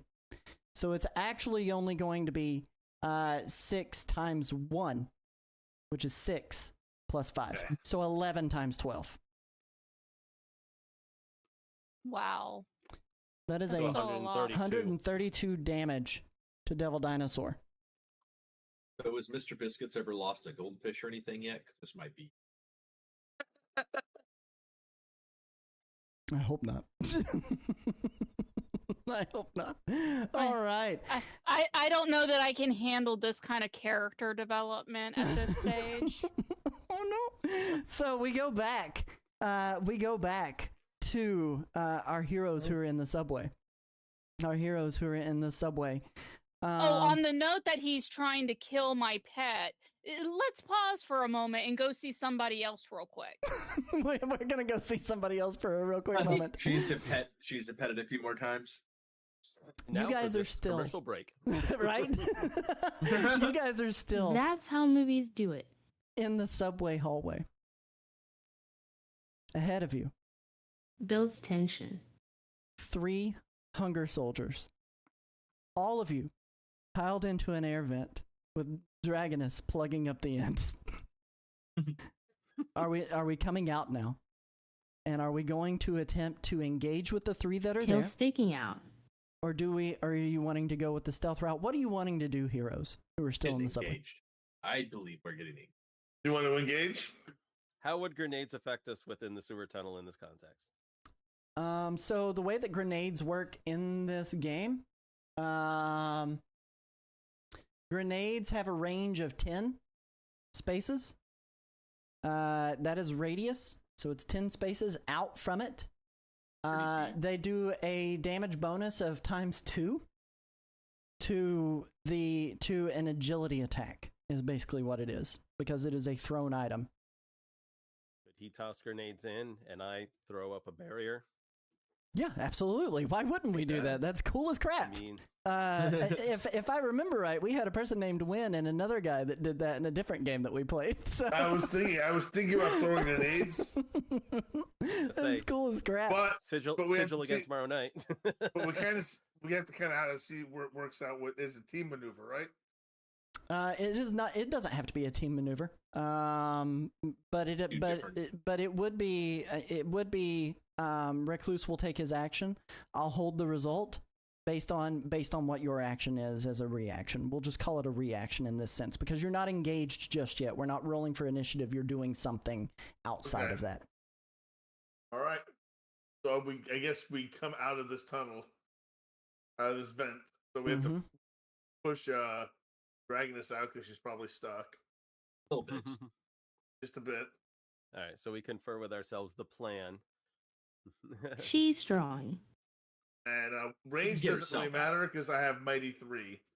because it adds to my throwing as well. So you bounce Yeah, it you off the can- far wall. and Mighty it goes adds to where your they are. agility? No, that's your throw distance. Oh, we're going to assume you definitely throw it at them. Oh yeah. Okay. Put them in the head. Tell him, eat this because they're hungry. You know. Oh my god. 14. Yeah, that's a Nice. hit. That is 100% a hit. So what is your agility multiplier? What My agility what does that do? It was 3. So it's So it's a like plus because 2 I'm more ranked- on the multiplier. Yes. So it's a plus is 5. 5 times 6 is 30 plus 2, 32 damage. 32 damage to the 3 Pale Hunger that are still there. So 32 damage to the 3 Pale Hunger that are still there. Guarding the other area. You guys will probably want to try to resolve this quick, because now you all will need to roll for initiative as well. Yeah.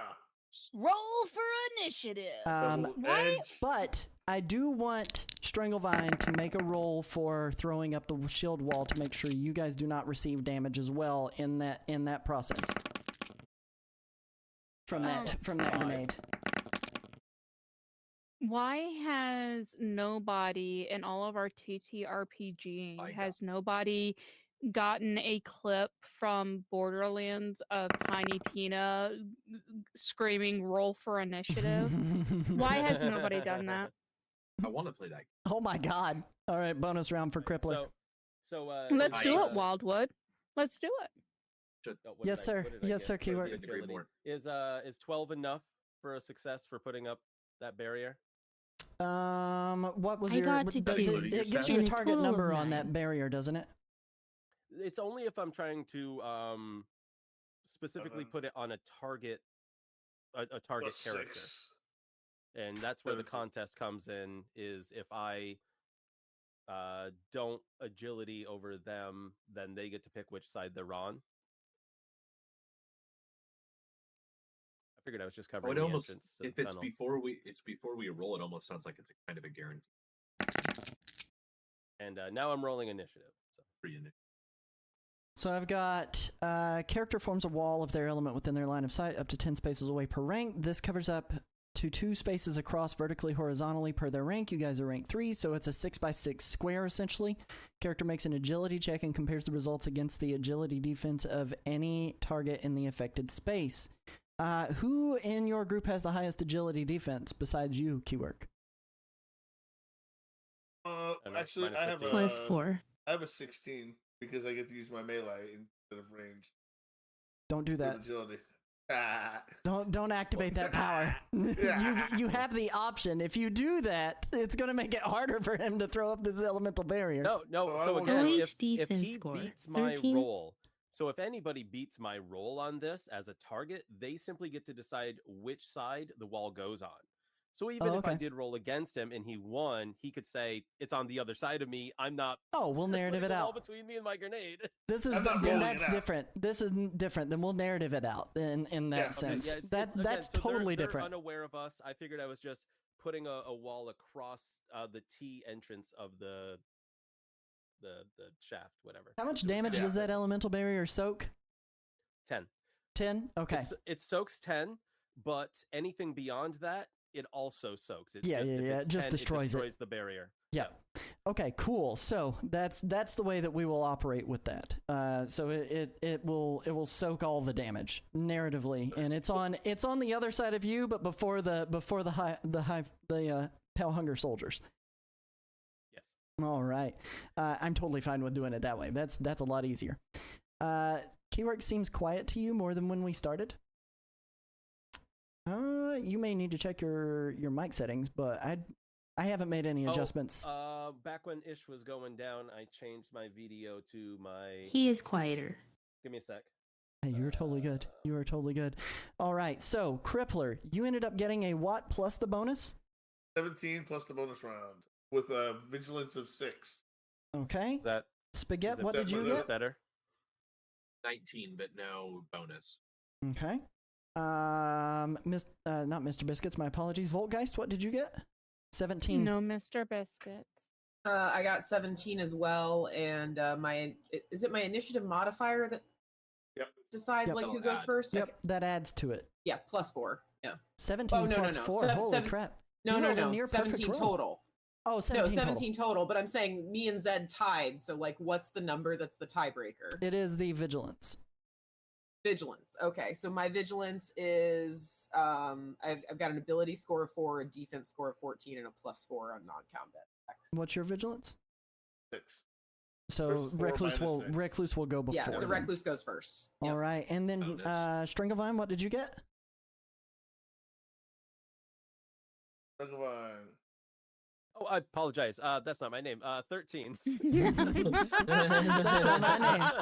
They call me Stacy. Oh man! And then finally, Dragoness. What did you end up rolling? That's Rebecca's 9. mom. 9. All right. This cursed 2 struck again. Yep, that sure looks that way. So it does look like it is going to be Crippler in the bonus round. I got to 2s. But it is going to be Crippler Spaghetti. is always in the bonus round. He truly though. is. It is going to be Spaghetti first, followed by Crippler once we get to regular initiative, followed by Voltgeist, followed by Stranglevine, followed by Dragoness, and they have surprise. I do still need to roll for their initiative for the Pale Hunger Soldiers. 4, 2, 2, 8 plus 0 is 8, so they will go dead last anyway. All right. So they will go dead last in the actual initiative, but they are surprised and they will suffer trouble on the very first action that they try to take as well, the 3 of them that are there. Because you guys have gotten surprise on them, being all stealthy like.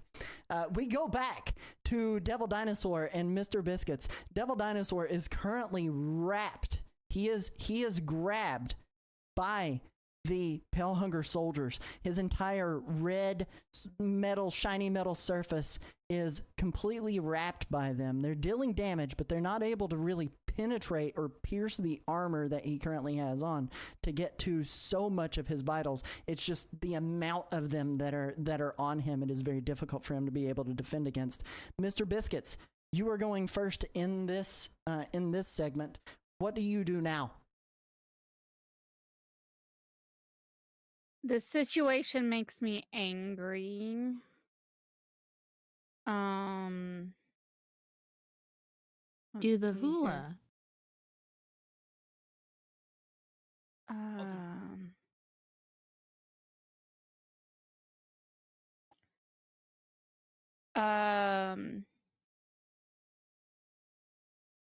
I am going to ouch the guy that I already slapped. And that is you're wanting to what is that actual move called in the book? I can't remember. Coil and crush. Okay. So you need to grab them first to be able to crush them. So it's going to be a melee check, and then on your next turn you'll be able to coil and you'll be able to meouch them because you have to. Well, no, it's a reaction. The coiling crush can be used as a reaction. So you can try to grab, and then you need to do the reaction to do the coiling crush on them. So do a melee check. Their melee defense is a 15.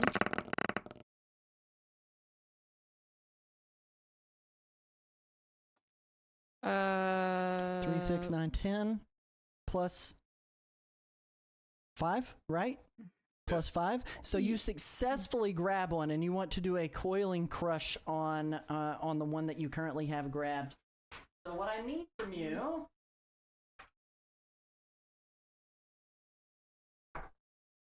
What I need from you is you're going to make another melee attack. On success, the enemy is paralyzed. On fantastic success, it also takes regular damage. During your subsequent turns, you can spend your movement action to make a melee check against the enemy's resilience. If this succeeds, inflict regular health damage continually on that.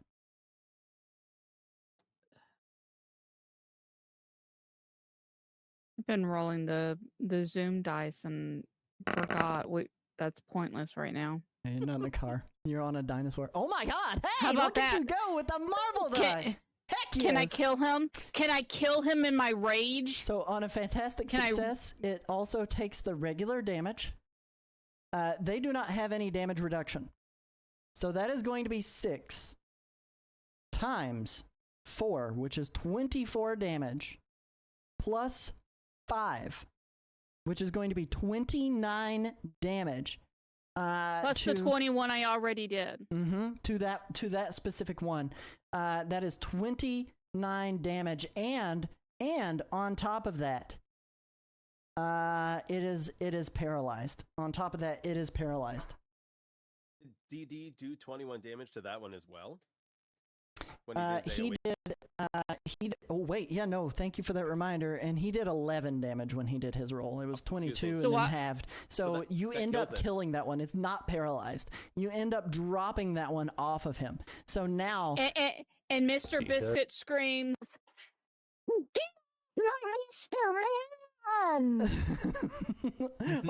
hopefully chat got that and it didn't peak it.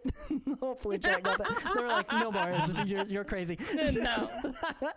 But the cat's too crazy. Devil Dinosaur, he kind of lets out a low rumble of a roar as he is in some severe pain right now. What he is going to do now is he is going to attempt to do an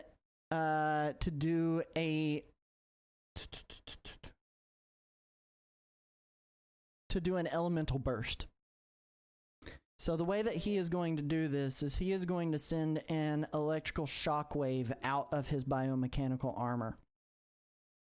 And it has a 10 space range. Agility check, fantastic success, double damage, and they will suffer paralyzation if he succeeds at this. It's an agility check. His agility isn't great, but we're going to see what ends up happening here. 13. It's totally fine. It's totally DD. 100% fine. So what ends up happening is with this elemental burst, it is just a regular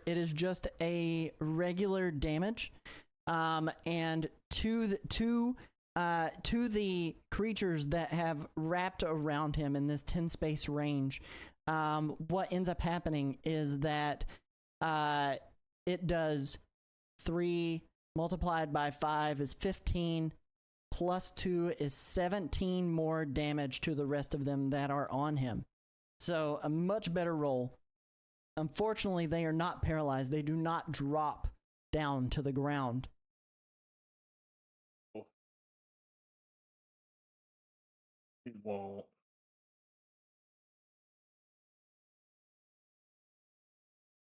But he won't. I'm having to write down a lot of notes here. All right. So after that, after they notice Mr. Biscuits, one of them decides to divide its attention toward Mr. Biscuits, one of the Pale Hunger soldiers. Seeing that it's fell one of the soldiers, and it peels off of Devil Dinosaur and heads straight for Mr. Biscuits. Come for me. It is also going to use grappling technique on you. This is a melee check. It rolled a 6 plus 5 is 11 plus 5 is 16, and that is enough to successfully grab you. It is. As cats are liquid. Flirtons are too. And you will take regular damage. Do you have any damage reduction? I believe you do, correct? I do. Damage reduction of 1? Okay. So the multiplier will not go into effect here.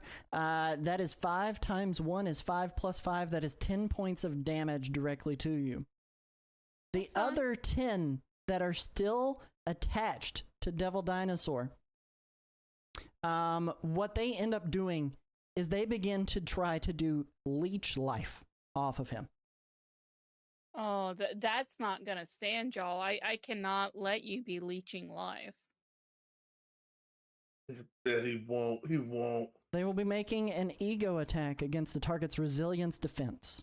If it succeeds, the target takes regular health damage and the character heals half that much health for themselves. Does he not have a defense against him? I thought that was the whole premise of this thing. He's pretty tanky, but unfortunately, the way that the mechanics actually work, like narratively, we can give him some narrative powers for sure.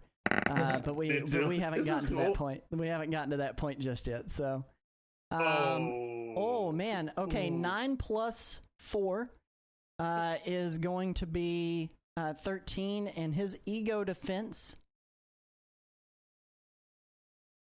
is 11. His ego defense is 11. Can I not aid my friend? You can attempt to try to interpose, but there's not a whole lot of other stuff you can do. If you want to try to interpose for this, you're going to take the damage, and it takes the highest. It'd be deadly to you. It would take the highest ego defense. His ego defense is 11. What's yours? Is it higher than 13? I have as much ego as I have logic. No one's ever heard of a humble cat. That's a lie. Oh man. No, okay, so I'm going to take it you're not going to try to interpose even for one of these right now, huh? But can I just can I not aid him in other ways? Can I not, like inspire him to do better? Do better, Mr. Man. Double die. Yeah, the single die reroll help. I tell you what. I don't think there's anything that can be done at this moment. I tell you what. I don't think there's anything that can be done. So what they end up doing while they're doing this, it is going to be, because he still has damage reduction. This is a health damage reduction thing. It is going to be 2, because this is ego. 2 times 2, which is 2 times 1, which is only 2, plus 4. It is 6 damage multiplied by 10. That's 60 more damage. And each of them heal 3 health. So 60 more damage done to Devil Dinosaur while he is out there. And they all heal 3 damage back. So to catch you up, every single one of them are currently at 35. The 11 that are left. Rude. No, the 10 that healed, one of them attacked you. So 10 that healed are at 35. One of them is still at 32. What's DD doing? He's really hurting. Yeah, you know how in like Mario, sometimes he just bails from Yoshi and leaves Yoshi to die. This might be one of those times. Oh no! All right, he's mostly mechanics. He breaks out, fix him. Says Voltgeist in the live chat. We can rebuild him. So we are going to flip back to the subway station here. We are going to flip back to the subway station. And we've rolled for initiative, and we are in the bonus round currently with 3 of these guys, and the It's Crippler. Marvel. No one ever is good for good. No one ever is gone for good. That's right, Dragonus. It's a good gone for right now. As you enter into battle, they are surprised. Their surprise carries over into the actual round, not the bonus round. So you will gain edge in the bonus round on whatever you decide to do, and then they will have trouble in the standard round. Sounds good to me. I'm going to be leaping forward in the bonus round, covering that distance with jump 2, and then spending 10 focus to punch the ground as I land using a venom burst. Now it's a multi-attack. It arcs electricity up. And the melee defense of the highest of the foes is what I have to go against. On a success, affected targets are knocked prone. That means they'll not fall out of the sky. On a fantastic success, they also take half health damage. And I have the edge as you. Let's do this roll. Roll that 2. Oh, I Okay, thought that so was it's not going to a go fantastic- 6 on my box. It looked like it was trying its best to roll 6. That is still that's still over a 15. That's 6 plus 5. That's plus 3 plus 6. Yeah, it's over a success. They're all knocked prone. They just don't take any damage.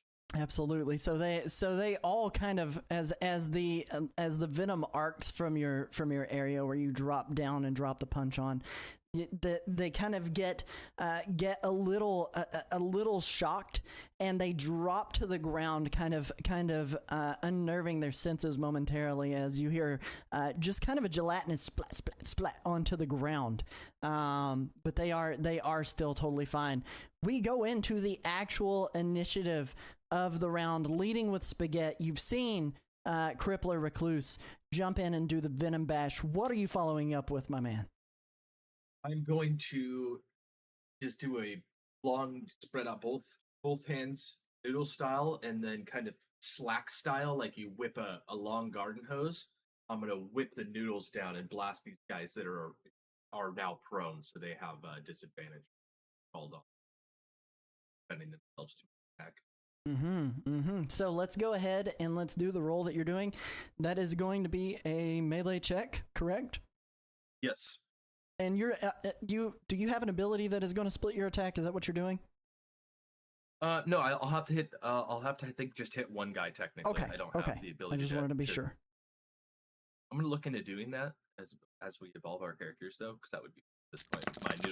My noodles are starting to get cooler. Would love to see them cool noodles.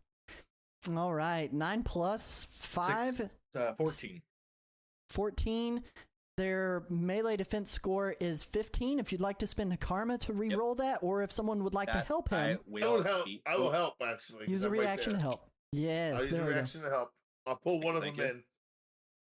Okay, that's the same thing.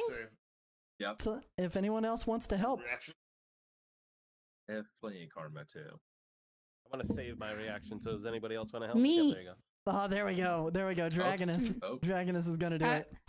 I'm trying to help my dino. Are you kidding me? The curse. I promise. I did not only put 2s on that ROFL. dice. I promise. Dude, I've only seen 2s from this dice you made. All right, I'm now activating a karma. All right. And here we go. This All is right. Wait. Before you karma.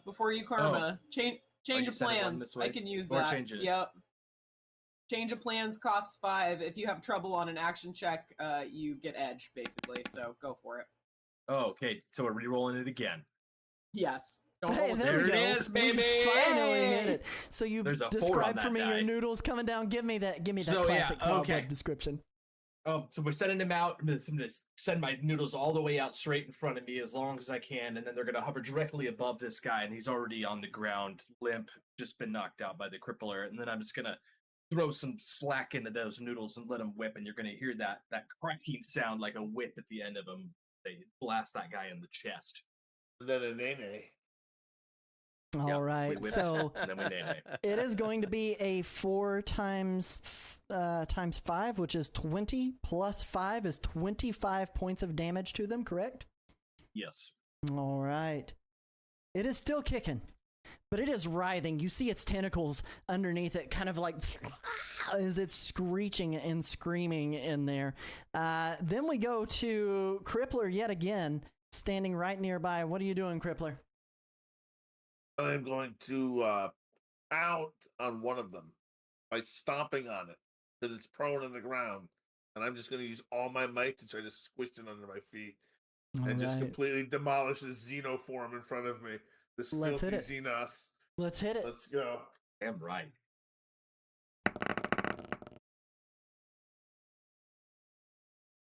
Oh my god! And which one were you targeting? Damn. One that just got hit by what I'm focusing fire.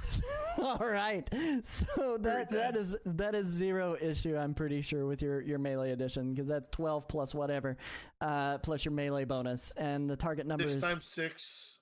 It's 6 times 6 plus 6.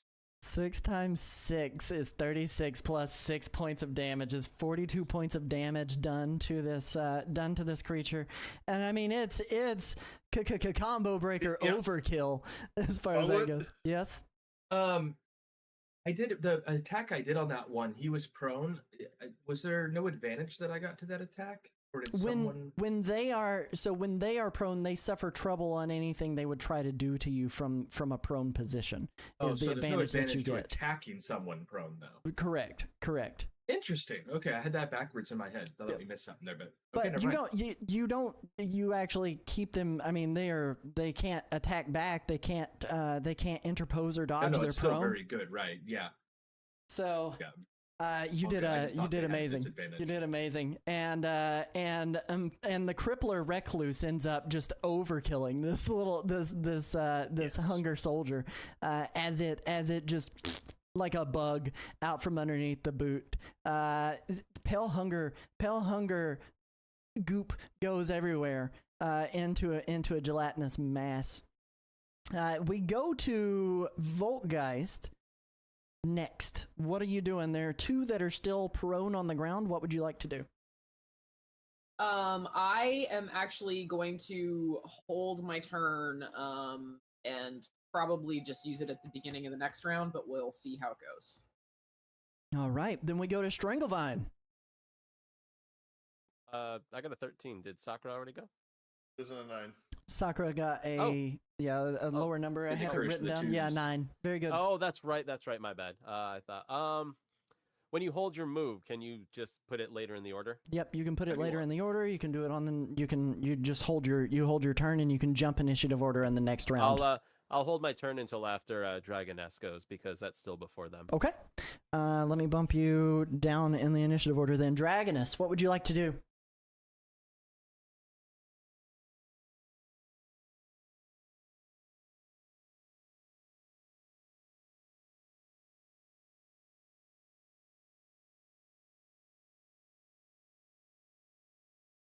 I'm going to use my signature attack on one of them.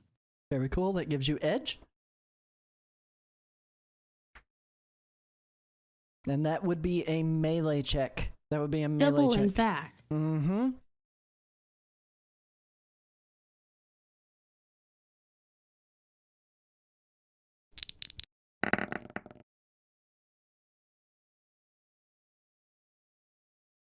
All right, so 1, 3 is 9 with the 5 plus your bonus, which is 6, is 15, and it is a hit directly on the prone one. But if you would like, you can attempt re-rolling that 5, your Marvel facet, a couple of times because you have double edge, and see if you can get a Marvel roll out of it. Couldn't hurt.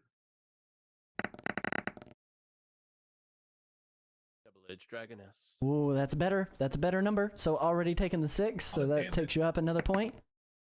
And if you'd like to do it one more time and see if you get the Marvel. All right, so I would assume you want to take the 6. So, so it is going to be 6 times 5, which is 30, plus 6, which is 36 points of damage, which as you bring that sword down, just slicing through the goop that is the creature laying on the ground. It splits kind of like a Jell-O at a family reunion and just drops to the sides. Nice. Destroy it. Destroy it. Take all the tentacles off.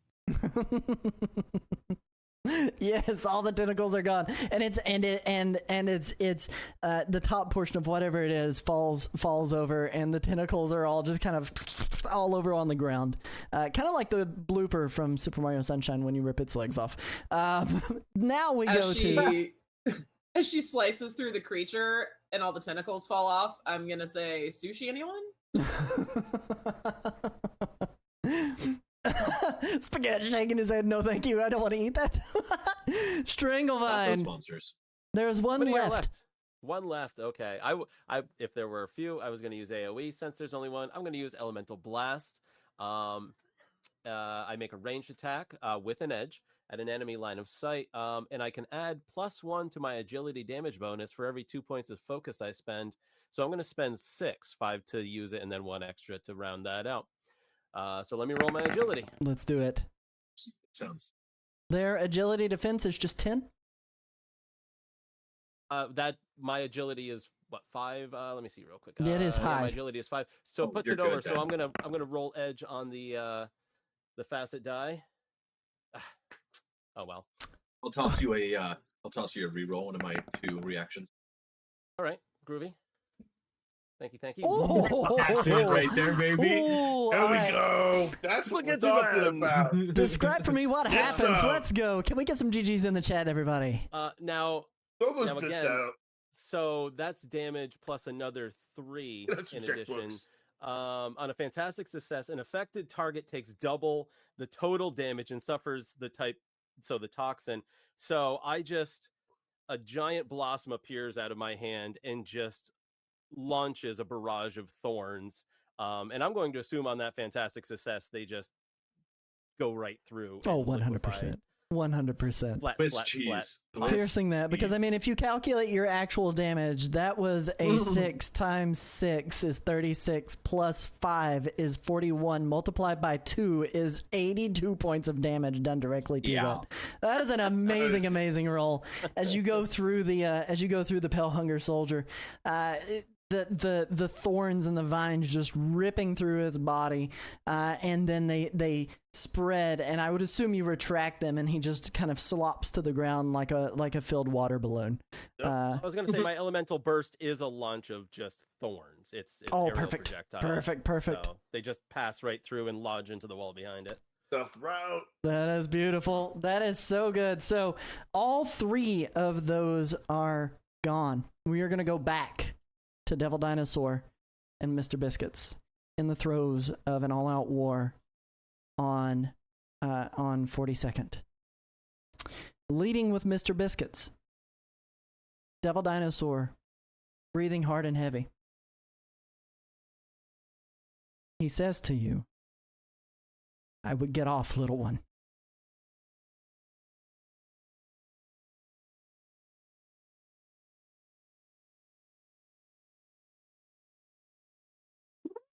Thank you. We'll die here together. And Sylvia?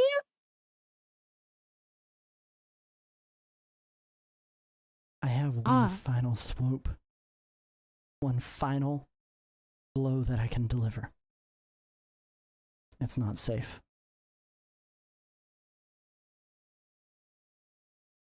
We know it wasn't safe.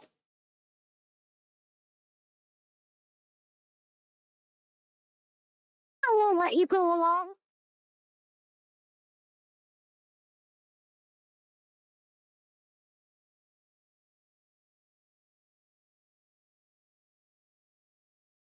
Okay. Here's what's gonna happen. All right. So are you just going to stay? What are you doing? I'm staying.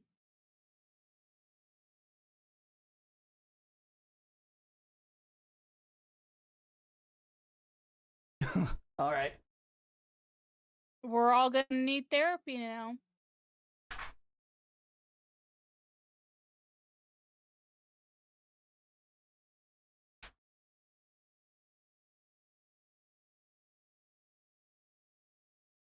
Crazy only having one player topside. It's like no reactions. None of us can do like anything. Nerd has died a little on the inside right now. I'm looking at what I have to roll here to make this happen. Right? Yeah, she has comms with Voltgeist, so maybe Voltgeist can do something topside with her hackety hack. Maybe she can pulse the mega screen in a different frequency or something. This is all miles away. Exactly. Clouds. You're metaing again. Yeah. Sorry, I tend to talk out loud. It's Operation Distraction. Operation It's not going Distraction. great. It's what we went for. I mean, you distracted. He's gonna do elemental barrage here. Okay. what it essentially functions as is a bit of a self-destruct mode. I wouldn't outrun that anyway.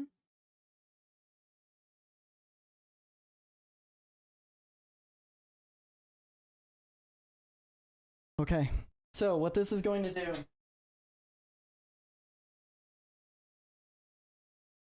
this is going against their resilience defense. It is an ego check. I have no ego. Well, neither do the soldiers, so it's going to be a real easy ego check. All right, let's roll this. It's going up against, well, it's going up against, what is your resilience? Take a look, Mr. Biscuits. My resilience It's is a 3. So it's 13. He has to roll higher than a 13 but to deal damage to you. Okay? But he has decent ego. Come. Ooh, 14 that's a big roll. plus. That's a big roll with a big That's marble a six. dice. That's a 6 on the marble dice. Yeah, that is that decimated everything in that vicinity. So you What a took nuclear 11 endgame. damage from the first one, right? From the first 10 damage? I took 10. Okay. What is 6 times 5, which is 30 30. plus? Well, she has damage reduction. She does have damage reduction. DR1, so 6 times 4. 6 times 4, 24. 24. 24. I love how everyone is trying to not kill Mr. Biscuits. I don't see how you could survive this. I just want it to be fair. If Nerdwire's gonna do it, it's gotta be fair. Hide in his mouth. All 90 right. health? Oh. I thought So it was triple digitally. This is going to be. Oh, I've got 120 health. Is what I Oh, you have. do? Yeah, you have I don't know what. 120 health? This is Tindy's explosive don't- wagon moment. Oh no, I'm sorry. That was my focus. You're right. So I've got 90 health plus I took 10 damage. I'm at 80 health. Oh. You survived this. Miraculously. Wait, what? Because it would end up being 62 points of damage. Oh, that's 8 points. Yeah. I can't believe it. 1 HP in a dream. Oh my god. His body starts beeping. Beep, beep, beep, beep, beep. And as it's beeping, it's getting faster and faster in the beeps. The rest of the hunger soldiers that are attached there don't unlatch. And as they are holding on, the final beep hits. A long beep. Slow motion, the camera pans out. And you see blue lightning arcs coming in from the buildings into the alleyway, sucking inside of Devil Dinosaur. And then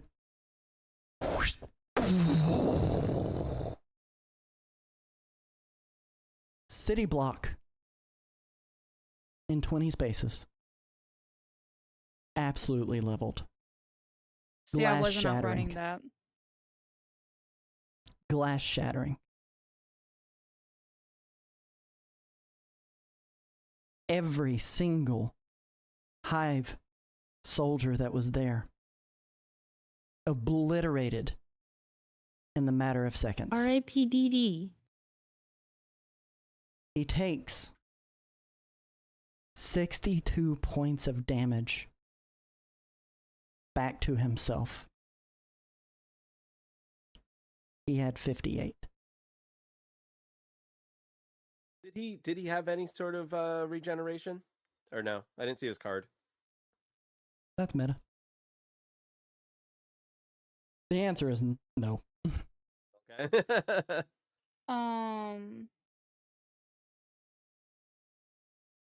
Me and Nerd are gonna probably fight here. and he can fight me on it if he wants to, but he's gonna lose because this is my pet. Mr. Biscuits took to Mr. Man so much because Mr. Biscuits could relate to how Mr. Man felt.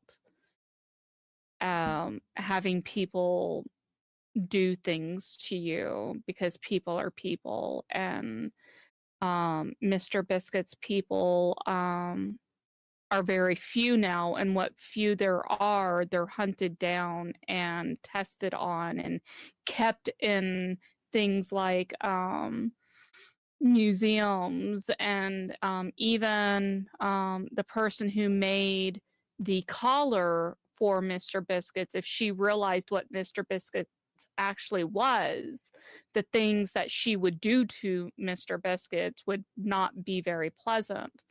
And so that's why Mr. Biscuits took a liking to Mr. Man. And so in solidarity, Mr. Biscuits tells Mr. Man,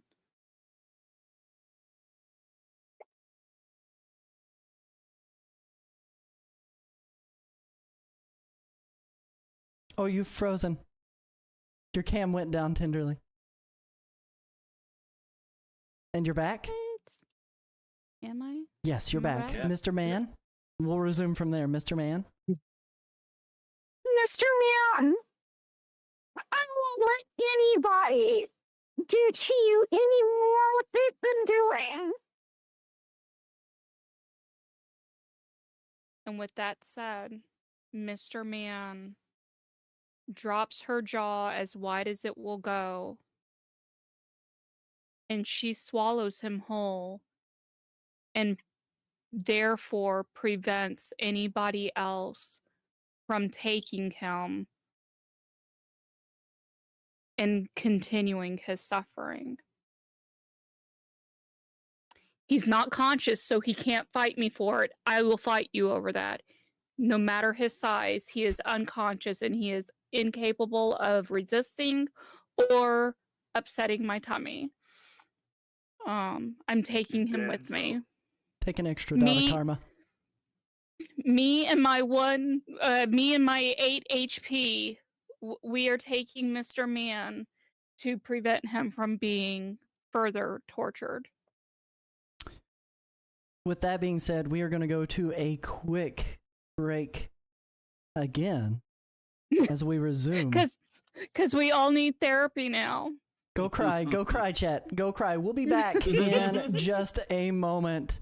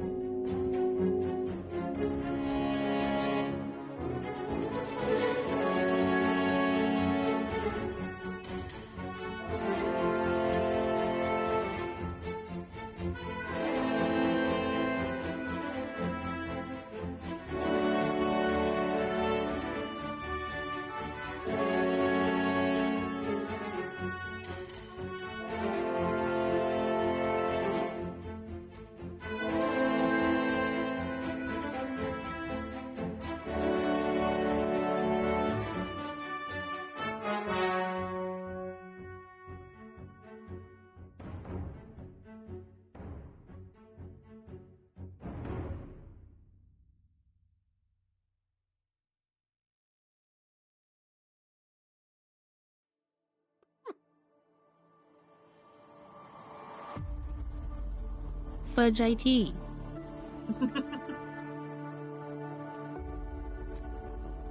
Welcome back. Somber tone is set across. This devil dinosaur makes one last sacrifice to attempt the survival of a humanity who rejected him, who imprisoned him, but to save the planet that he was once the king of dinosaurs. As we come back in, Mr. Biscuits has decided to consume, unhinging her jaw in the most alien fashion ever, attempting to consume Devil Dinosaur's corpse. Our heroes that were under the subway, or rather in the hallways of the subway, successfully took out 3 in a very quick bout of grenade action, fettuccine flurries, vine work, swordplay, and teamwork. For those of you in the hallway, you bound down it at a blistering pace. Behind you, you begin to hear cracks, hisses, another and another, and the tunnel begins to screech alive in confusion. It sounds like wet bones splitting from the walls, from the ceiling, in the dark. They know not where to go. Yes, Zed. All the sound, my heightened senses, I'm going to hear this and react with my spider's senses with the grenade launcher, and I'm going to fire a grenade down back the way we came for the cracking and the opening and all the pale hungerlings that are coming up. Go for it. Let's do it. Do a quick agility roll. Yep, you can see their agility defense is 10. 10. You easily do it without even adding any bonuses. The grenade goes in, doing 3 times an ungodly amount of numbers. 3 times 3. 3 times 3, which is 9, plus 2 is 11 points of damage to everything. Well, actually, it's 3 times 5 because the grenades give a multiplier of 2. Yep. So 3 times 5 is 15 plus 2 is 17 points of damage in the hallway. An explosion going off, smoke and debris filling the area, but you hear just bursts of the hungerlings that had just spawned in behind you. For reference, that's what a hungerling looks like as it's cracked out of its egg. They're all... What? Sorry, go ahead. Oh, I was going to ask how far away they are and how many there are. That hallway, so many of them as you pass down it, but it doesn't matter. They scatter in the confusion, trying to find a way away from the smoke and away from the boom of the grenades that had just went off, flying the opposite direction of where you are. They're scared. They're newborn. They don't attack. They flee. That was 17 points of damage, correct? To the uncountable number that was spawned right there. So that's crazy amounts of damage. But as you're bounding down that hallway at the blistering pace, you take a right, then a sharp left, and then you're there, underneath the New York Times building, standing at the opening of the service elevator. Its lift line has been broken, and the car itself has dropped to the bottom of the shaft below where you stand. Looking upward, you see nothing but darkness and slime dripping down the shaft. Egg husks layer the walls devoid of anything. But, Crippler, you can see it's a clear shot to the top. Back out with a Heartbroken Mr. Biscuits.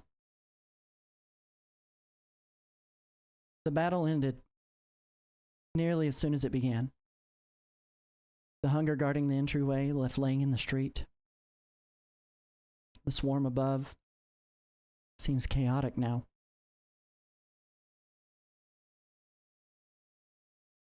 Something bigger took them away.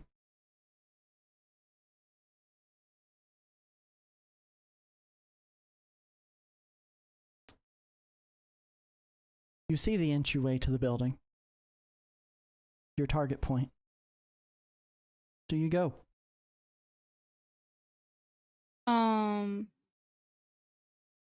Being no longer in combat, Mr. Biscuits wants to attempt to clean up some of her wounds. Okay. Before continuing on. So you're going to spend some karma to do so? Yes, I currently have 4 points of karma. Can I use a couple of those? Absolutely. Let me look up those healing rules one more time because we do it rarely and it doesn't stick with me.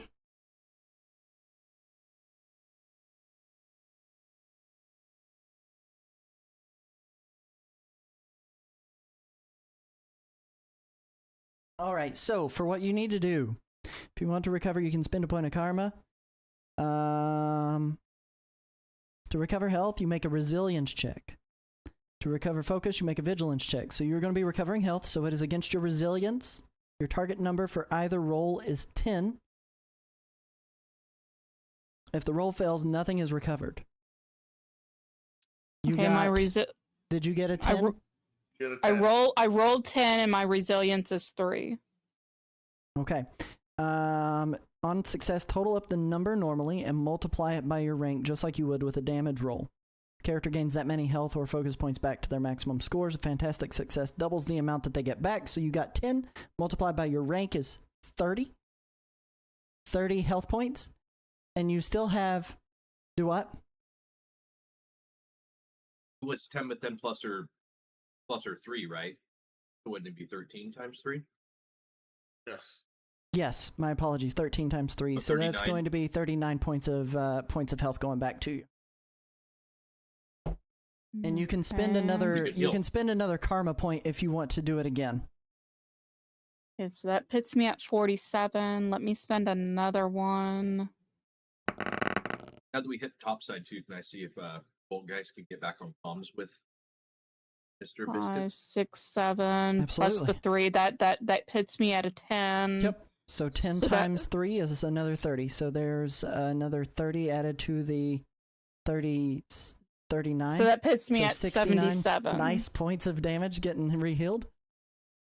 And you can Plus heal to your max. If you still want to spend one more karma point to get to 90, you can. You had 8 as of that last turn. So 69 plus 8 is, what was that? 77. 77 health points. Do you want to make another karma roll or no?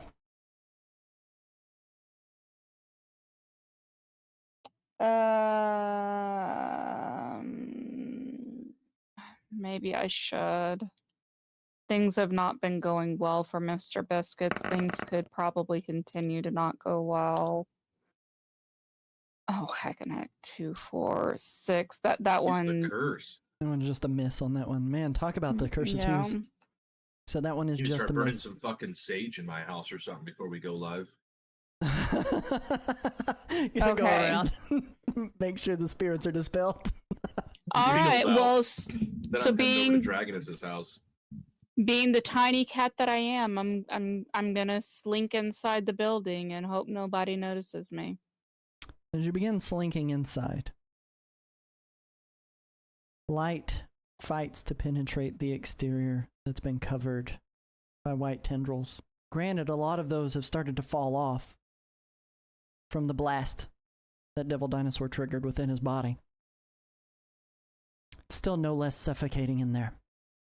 The stairs in front of you are encased in hard shells.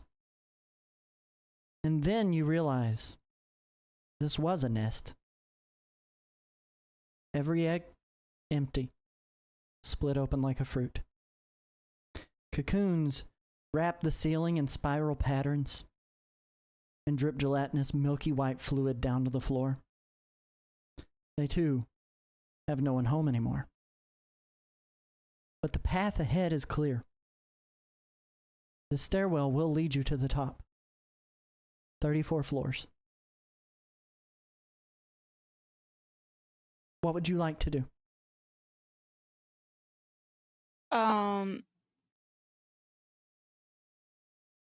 The stuff that's empty, can I tell, like, I mean, I would hope I would be able to tell.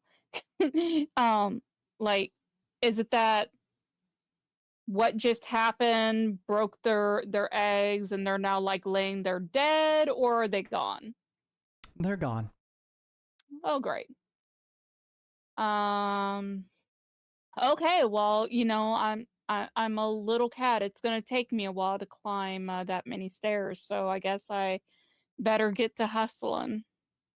All right. So Mr. Biscuits begins her ascent up the stairwell. Back into the service elevator area with the rest of the team. You're there.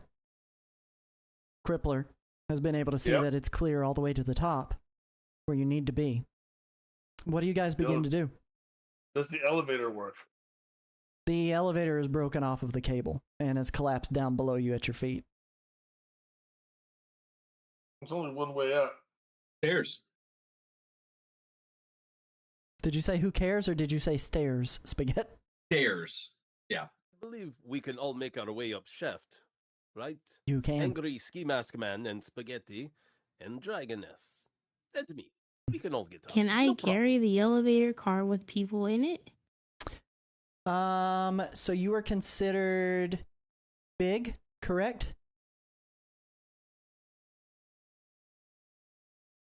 Does Spaghetti have any sort of movement for He's got extended reach. He could climb. Huge for carrying, I think. Huge. Oh yeah, you have mighty.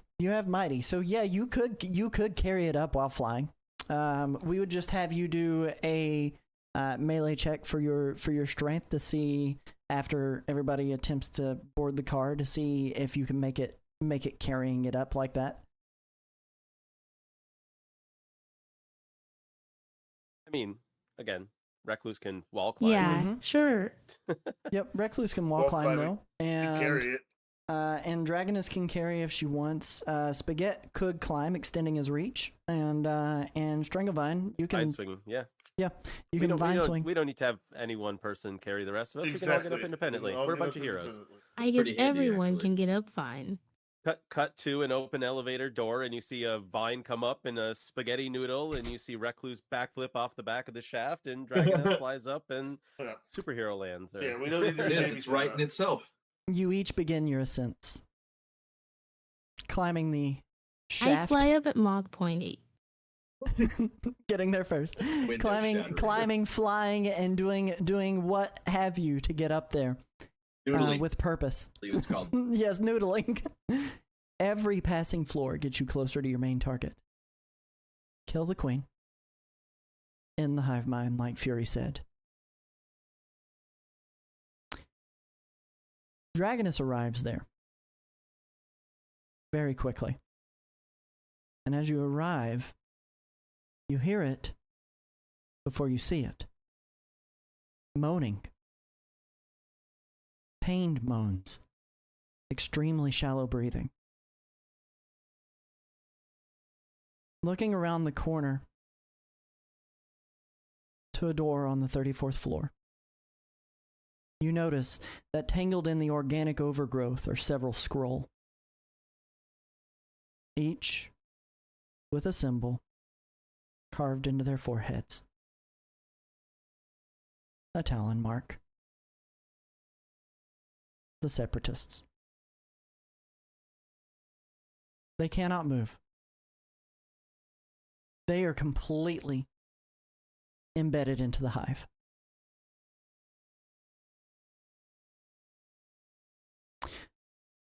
The rest of you arrive.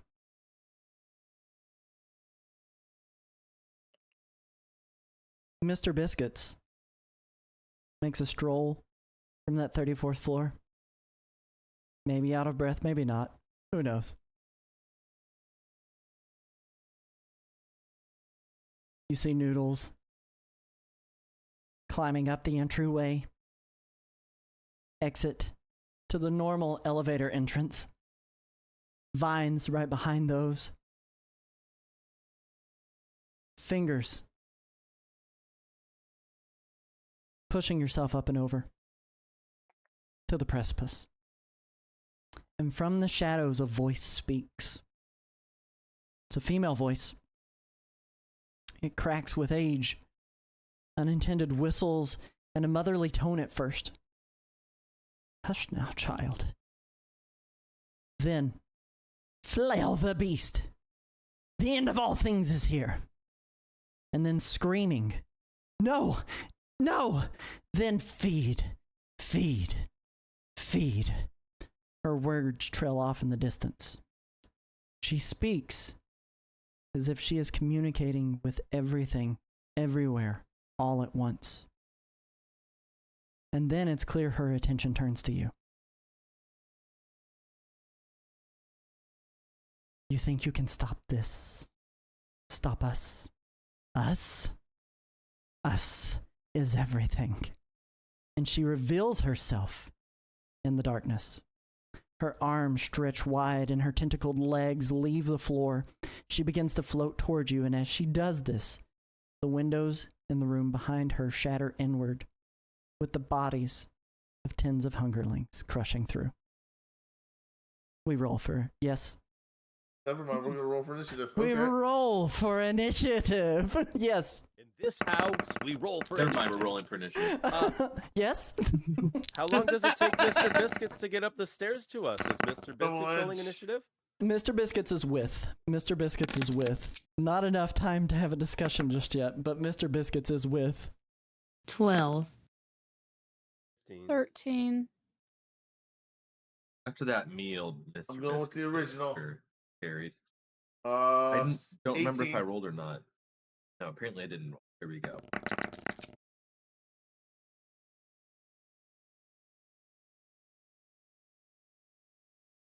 $14. All right, so 18. Starting with Crippler, what did you roll? 18. Starting with, or going next to Spaghetti? 14. Strangevine? 15. Voltgeist? 16. Dragonus? 12. Mr. Biscuits? Lucky 13. Hey, I was born on the 13th. It is lucky. I came into this world. Oh, no, okay. And for the queen here, she ends up rolling a 18.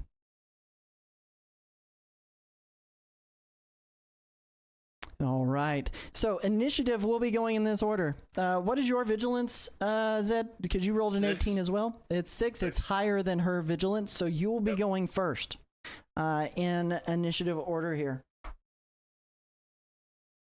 And then followed by her. Followed by Voltgeist.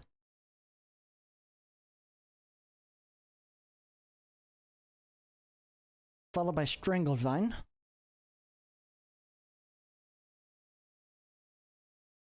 Spaghetti. Mr. Biscuits, and then Dragonus. Bringing up the rear here. This is the final countdown. This is everything you guys have worked toward. Everything that you guys have sacrificed for. And we are going to start. Hey, somebody already guessed it. How did you know? I tried something else first. That is Queen Sithra standing before you. So, Crippler, what would you like to do? I'm going to, seeing that she still has shoulders, I am going to jump forward. And I am going to For now. strike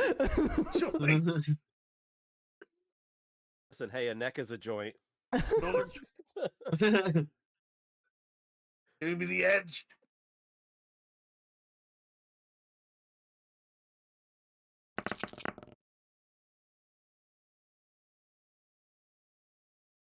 Nice. Rolling that one. No need to re-roll the one. I'll re-roll the 6 to see if I get a fantastic success. Mm-hmm. I do. Oh, Very nice. I do get Very a nice. fantastic success. Do. All right. 6 times 6. 6 So times 6 plus 6. she's double. going to use a reaction. Okay. It is going to be shield 3. Okay. As she does that, what ends up happening is the hungerling spawn that had just popped in are going to pop in front of her, granting Okay. her damage reduction of 3. Okay. So 3. So 3. 6 times 3 is still 18 plus 6 times 2. So 18 plus 6. I can't do math. 18 plus 6. That'd be 24 times 2 is Times 2. 48. 48. 48 points of damage going directly into her. nice.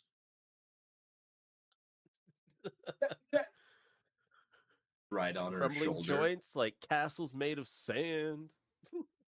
As she sees you come within her reach, attacking her shoulders or lack thereof now, she wraps the lower portions of her tentacles on you, and she is going to do a grappling technique on you as well. Okay.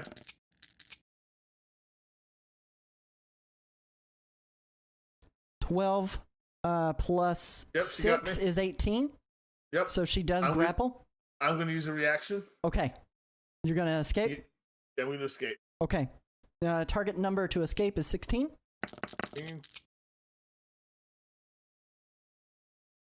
Oh, you Nice. successfully escaped. Totally getting away. Totally getting away from her grip.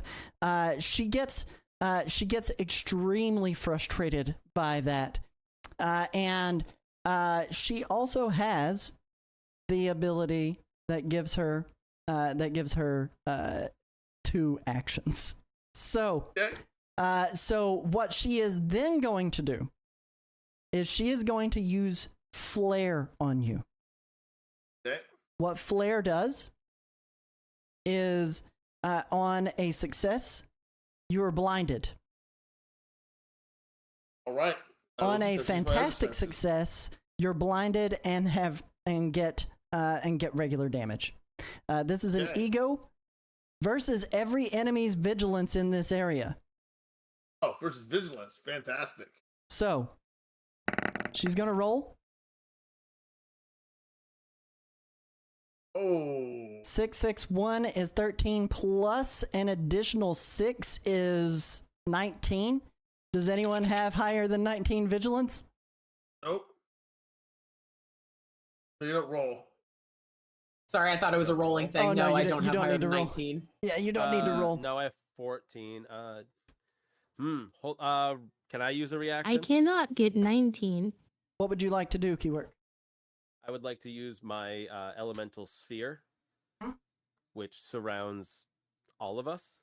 And if I get a fantastic success, it I roll against their let me check to force them out of the sphere, any enemies. And if I get a fantastic, they also get damaged. Okay. Is that a reaction? It is a reaction. Okay. Yep. Go for it. Let me find sphere. There we go. Ego check and compares the results against the agility defense of unwanted characters. So 15 is your target number. It looks like you definitely hit that. 19. All right. So what can you describe again for me what happens again? Elemental barrier? Give me a half a sec. Let me see. That is, damn it, it's not edged. Elemental sphere. Elemental sphere. My apologies. I was on the wrong page. So when the sphere is formed, the character make an ego check against their agility defense. On a success, the character can remove any unwanted people within the sphere's perimeter to spaces outside of the sphere. On a fantastic, they suffer full damage at the element special and the element's special effect. Attacks against the sphere are against the character's ego defense. Any attacks against the sphere are absorbed as if made against my elemental protection, so 10 damage. If it does more than that, it dissolves it. Otherwise, it sustains. It does so it does no damage. It does no damage. It just has a elemental effect with the flare. Okay, so I remove everybody but us, because I'm assuming it's not beyond 15 spaces, right? No. So, okay. so can I push them all? You'll push her out? and any of the hungerlings that are in the area outward. Yes. Yep. Can I presume to direct them like into a corner of the room or something? You can, if you'd like to. You can dictate where you want to send them. So that's what I want to do. I want to localize them to the far corner of the room. I'm assuming up against a window and a wall. All right, let's go ahead and do that. Let me spend my focus. So 5.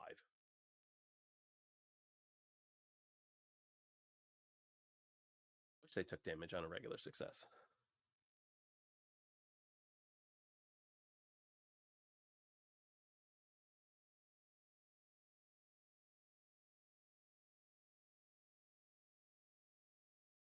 Okay. Who is next after? So after that is now Voltgeist's turn. Oh, okay. That will be what you end up doing. Is it goes to Voltgeist now from the window to the wall. All right, so I am going to use battle plan, which I can inspire up to my vigilance in allies, which means 4. So everyone who hasn't taken a turn yet, basically. Wildwood, Saki, Heatwork, Tindy, all you guys will have edge on your next turn. All right, let's do this thing. We go into Stranglevine now. It's your actual turn now. Okay, man, I wish I had the barrage.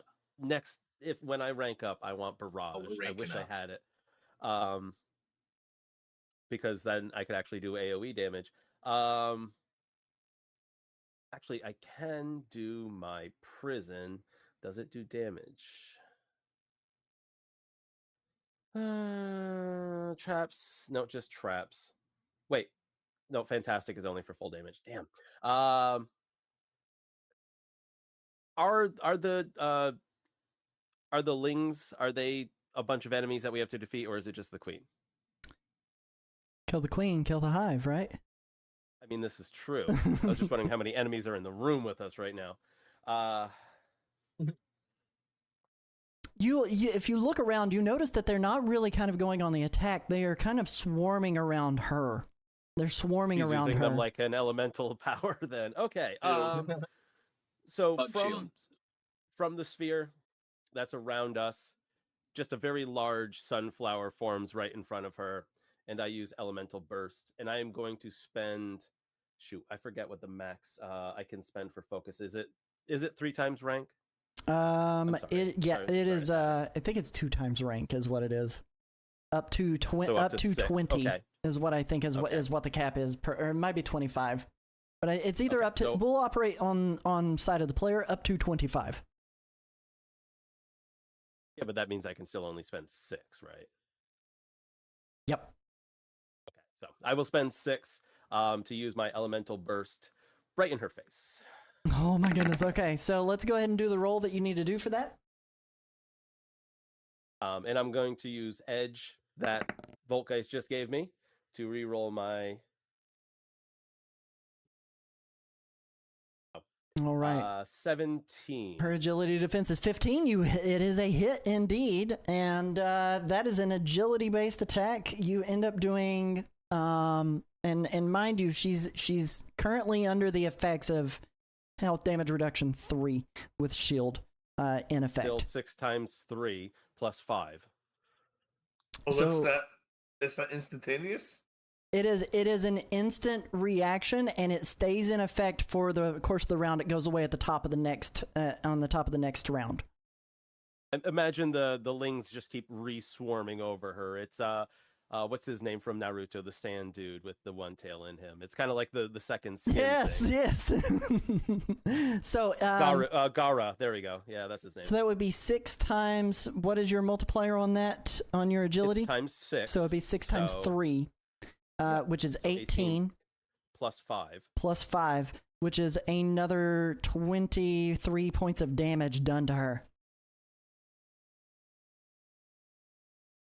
All right. Very cool. Very cool. We go now to Spaghetti. What are you wanting to do, my good sir? I am going to go ahead and put both my fists out in front of me, and I'm going to launch the fettuccine flurry, and I'm gonna blast like 2 punches towards her, but then split each punch into a bunch of individual noodles. It's like so obviously 1,000 cuts, but 1,000 punches. What was but that? After all the seeds were launched in her face, the sphere collapses. Yes. Because it is a concentration power. So everybody sees that she is in the corner with a face full of sunflower seeds. Very cool. Very cool. She's like, ooh, sunflowers. No, she doesn't like sunflowers. She hates the sun. She's pale for a reason. Just yellow petals on the floor and then 2 fists coming at her. Yes. All right, go ahead and give me your roll for that. And that is a melee attack, edge, correct? And I have double edge. Yes, and I have edge from double edge. Exactly. Your target number for this is 16. Okay, so we already got the hit, so we'll just do 2 more rolls of the Ooh. Oh, there's a marvel. Oh, a marvel. All right. So damage reduction 3, right? Okay.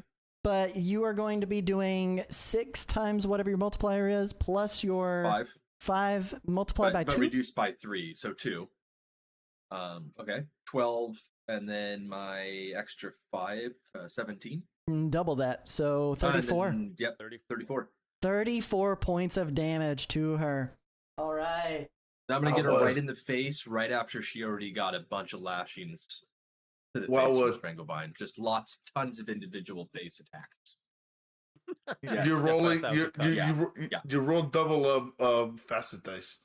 That's because I had 2 edge, so I re-rolled my facet twice. Yes. Yeah, he had double edge. All right, so what we are going to do now is we are going to go to Mr. Biscuits. What are you looking to do, Mr. Biscuits?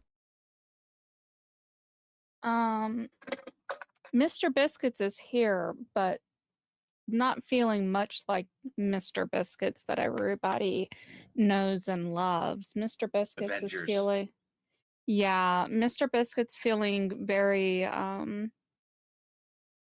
dark and withdrawn. And so Mr. Biscuits just kind of mutters to herself. They call you Hell Hunger. So help me, you will always hunger. And she is going to lash out and attempt to snatch up the queen by the neck with her coiling crush. Okay. Do your melee for your grab with target number is 16.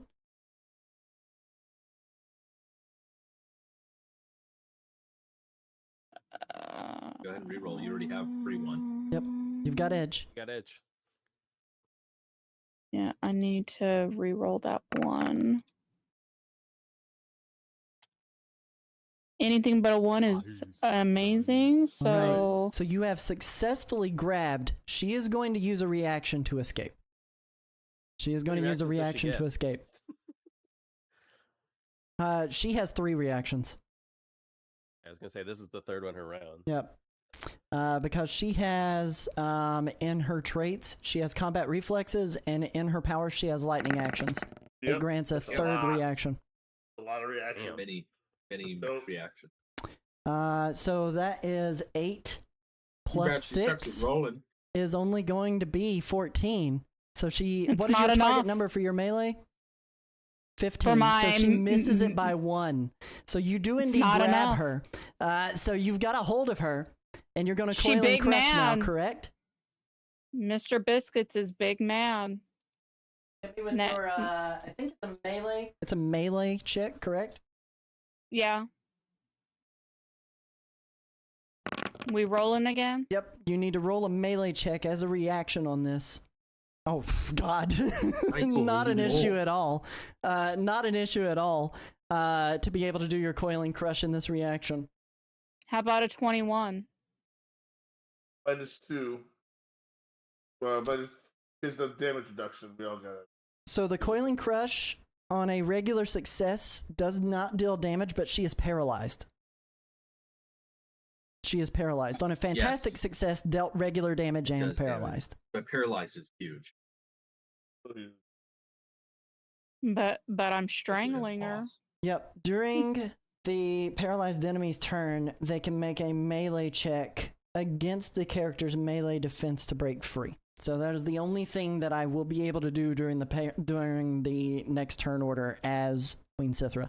So we now move to Dragoness. What would you like to do? She can't defend. Finish her. Nope, she's standing there. Got the shield though, right? Unfortunately, she does. She still has damage reduction 3.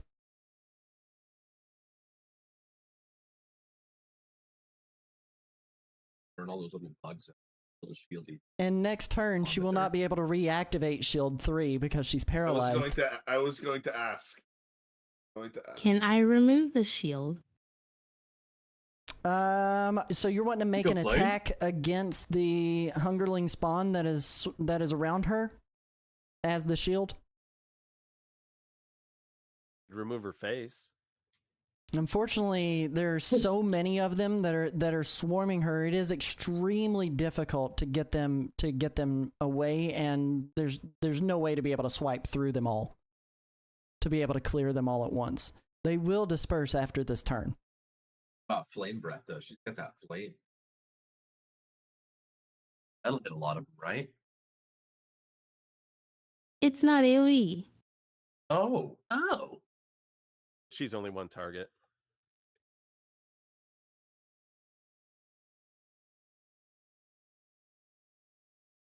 Never upgraded it. Got those badass swords. Gotta get that barrage. Let's do so stabbing in the face. So we're doing signature attack, I would imagine. Drive 3B down. Nice.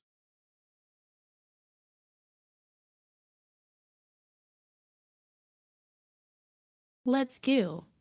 All right, let's go. So go ahead and do it. You will have double edge because you have one edge. No, you'll have triple edge because you have one edge from the signature attack. You have edge from using that weapon, and you have edge from Voltgeist, who gave it to you as well. You know, I have one reaction left over. I'm sending it in. You have quadruple edge. Roll to your heart's content. Reroll the 2.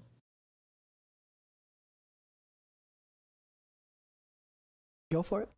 You don't have to re-roll the 2, I will tell you that much. Target number was 16 because this is a melee check.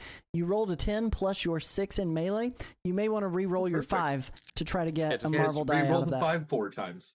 Yeah, just roll 4 facets. But if you want to re-roll the 2, I'm totally cool with that for now. Where are Okay, we're going up. There's maximum damage. Can't do worse. Can only do better. God, nice. The amount of 6s, holy crap. Right. Nope.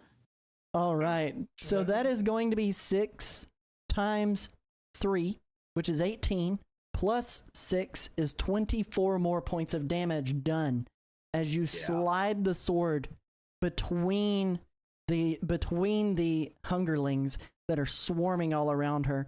Where do you put it? Double sword.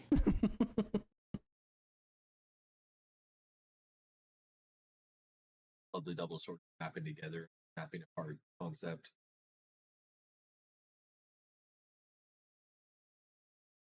In the eyes.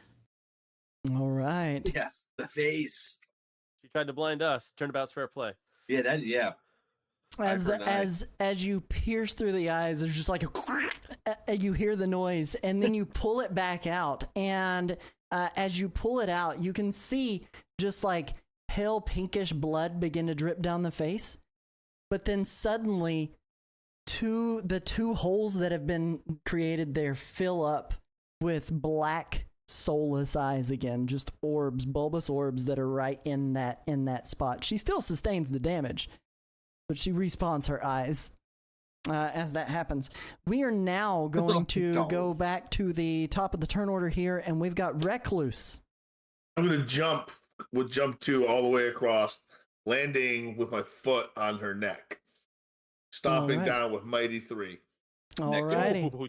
So we're doing a melee check, correct? Yes, sir. All right. That is definitely a joint. The most important joint. Oh, hold on. I rolled poorly. Hold on. I rolled too fast at that. Mm-hmm. There we go. That's more like it. I'd edge anyway. So we'll go with that. That's what we'll do. Alrighty. So, what is the damage here? She has no damage reduction. So 3 times 6 is 36. Mm-hmm. Plus 6 is 42. Times 2 is 84 damage. Good God. So she explodes, right? She came to the wrong planet. She came to the wrong building in the wrong town. All right. So it is the top of the turn order for her turn. She can do a melee check to try to become unparalyzed. Target number? She is still alive. Still alive. Target number is 15 on your melee, correct, Mr. Biscuits?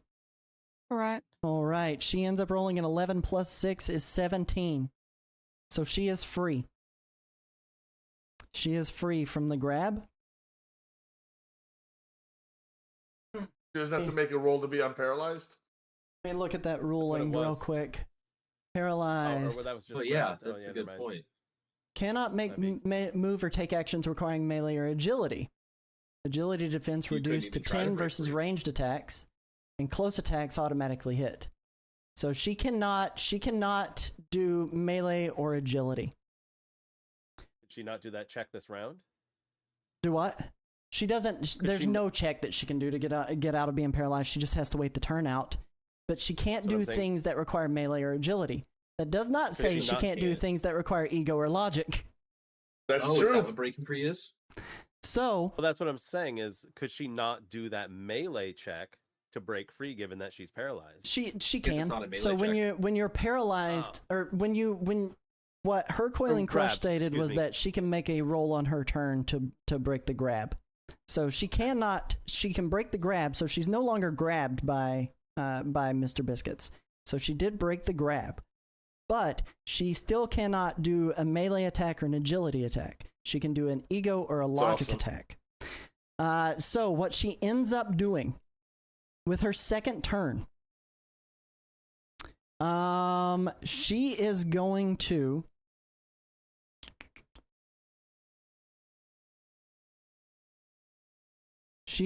use animal communication, which is telepathy. And she's going to call in 6 of her soldiers.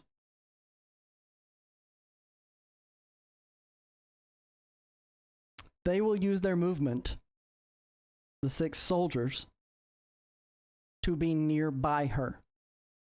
They cannot act this round. They will go at the very end of initiative order. Okay. So, she's got the 6 soldiers nearby her. So they're nearby me too. They are nearby you. Okay, I know how this is gonna go. All right. So, we are now going to go to Voltgeist on the next turn here. I'd say probably same thing as last round. Looks like we got some new company here, fellas. Battle plan. We give initiative to same set as last time. Give an edge. Everyone who goes after me. All right. Do an edge for Stringavine, Spaghetti, Mr. Biscuits, and Dragonus. Let's hit it.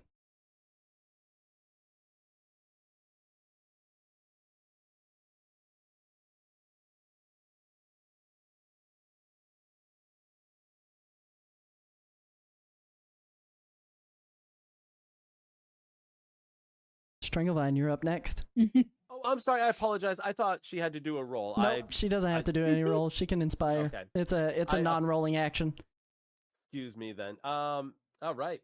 I'm going to use my signature move, which is my Prison of Vines.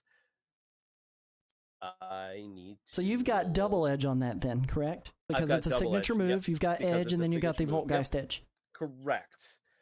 So all within 15 spaces that I want to imprison on an agility check against their ego check against their agility defense.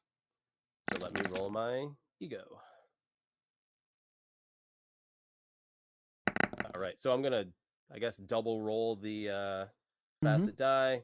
Unfortunately, I only get a 6, but that does imprison them. Hold on, what is the check here? It's elemental protection, or not elemental? Yes. It's a set of the protection power. Ego check and compares the results against agility defense of the targets inside. Yep. So all 7 of them. On each success, the character traps the target. For the queen, her agility defense is 15. And what did you roll? Let me go back to it. 13 plus 3. Oh, you did this. You absolutely did this. It's not even within 18. question. Yep. So you've imprisoned each one of those now. Yep. All 7 of them are imprisoned. And it's the environmental protection. So any attacks against are absorbed up to 10. And then it's the same, all damage that's absorbed by it.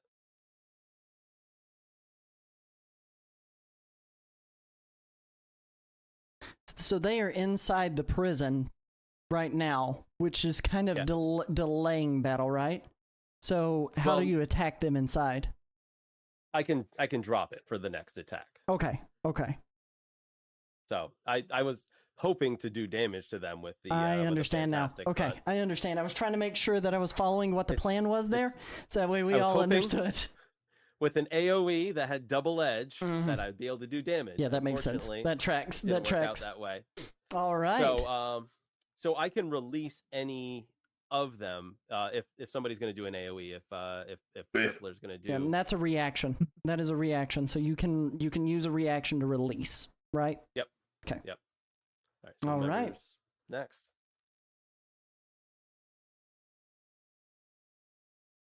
Crippler. What's next? No, my apologies. Wildwood. Spaghetti. Spaghetti. I was looking at Crippler and meaning to say spaghetti. No, Crippler went first. Am I able to launch an attack on the queen, or do I have to? One of these guards going to be in the way, no matter what I try? She is currently. He released the prison, and they're one of the soldiers will likely. I mean, just to give you an idea, because it is reaction, and then it goes back to top of turn order for that. So top of your initiative, so you can kind of change your plan up. But one of them will attempt to interpose. Oh, I thought I had them in a prison and I could release them. Did you not release them? Get attacked.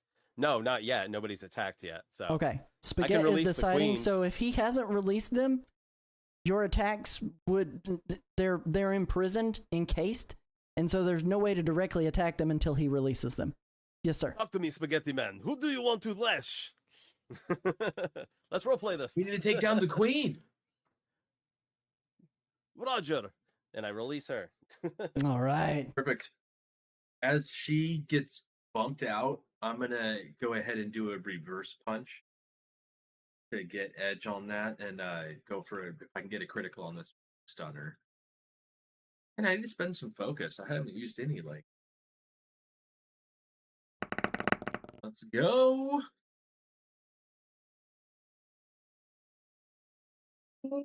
Okay. And I have double edged then. Yep. Old guys edged us as well. Mm-hmm. Poor choice of words. No dice on that. So no stun. But we had the We had the 5. Was this a, this is a melee check, correct? Correct. Target number is 16. Did you get a 16? With your melee bonus? Oh. 8 plus No, 5, I'm at 13. 13. I re-rolled the wrong dice there. I'll help him. Okay. Okay, let's hope one Well, will do this. you I'll just re-roll released that, I'll one. re-roll How that. many reactions do you have a turn? Oh, Stranglebind? excuse me. Never mind. Nope. That's it. I used my reaction. I apologize. Change of plans. You can reroll. Okay, change of plans. There it is. All Plans right. changed. So It that's worked. that is 6 plus 2 is 8 plus 5 is 13 plus your, yeah, I mean you end up doing this. So what is it that you're doing? There's a melee attack of some sort against her? Yeah, I did the reverse punch. All right. So, we didn't get to the extra functionality of it, so it just functioned as a standard attack. With the 5. And she Okay. lost her damage reduction. Yeah, she does not have her damage reduction. Okay. So this is going to be 5 times 5, which is 25 plus my 5. 5, which is 30 points of damage to her.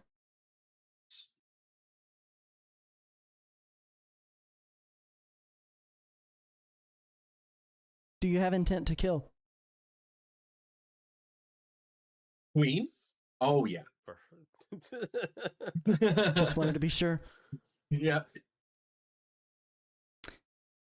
Your fist makes full contact with the back of her skull, caving it in. Nice. As she breathes her last,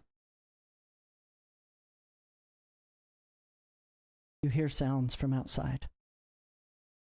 Thick, flat splodges hit the ground. Ooh. It sounds as if it's raining bodies from the skies. Because it is. It is. The interior of the building begins to be illuminated by morning light. As you look outside, you can see the skies clearing of the swarm that blotched out the sun, plummeting to the earth. The tendrils around you begin to recede and dissolve at once. They give way to white ash, covering the floor and the walls. The Hive Queen's body gives way, collapsing inward through her skull and into her chest, and then off into an oblivion of some sort. The Skrull separatists that were encased in the tendrils along the walls drop lifeless to the floor. Their remains mingled. Then, floating to the edge of the window, is a Quinjet with Nick Fury and Krivix. Director Job Fury. well. Clean up on aisle 6. He doesn't Grenade smile at Krivix. you. He doesn't smile at you. What's that? Fire grenade at Krivix. No, I'm just kidding. Right into the Quinjet with Pull Nick the pin Fury. and toss it to him. Oh, man. Spoon was taped down. Calm down. Nick Fury doesn't crack a smile, but he says, "Job well done, Shadow Guard. Let's get you out of here away from the prying eyes."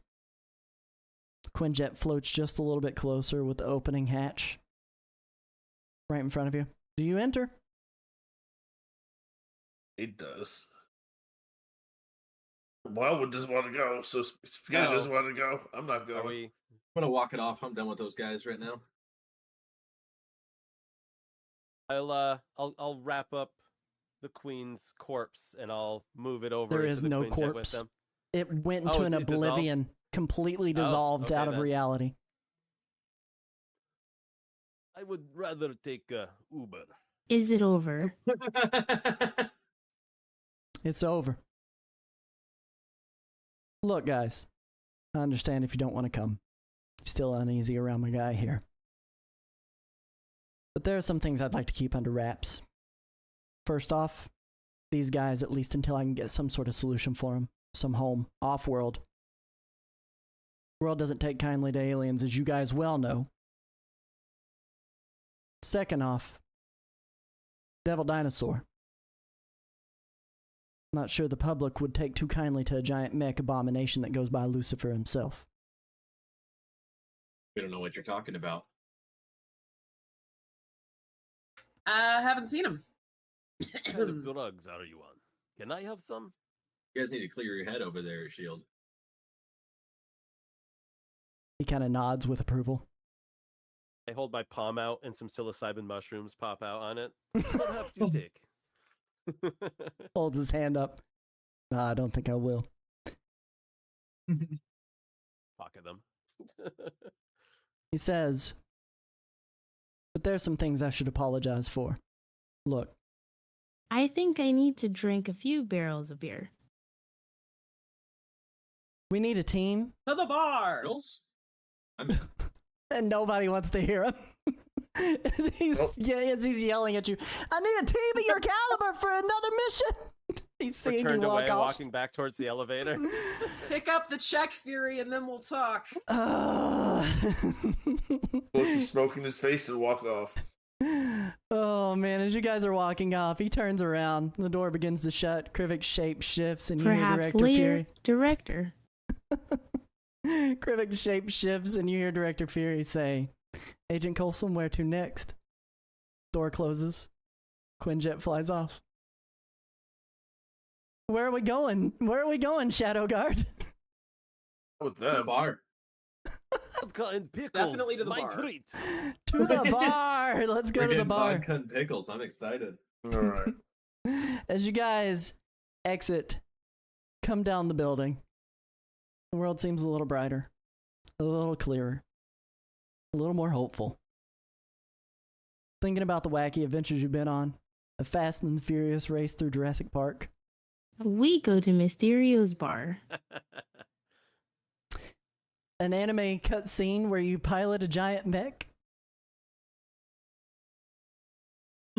a ride with a new friend that ended in tragedy, but hope for the world, and victory.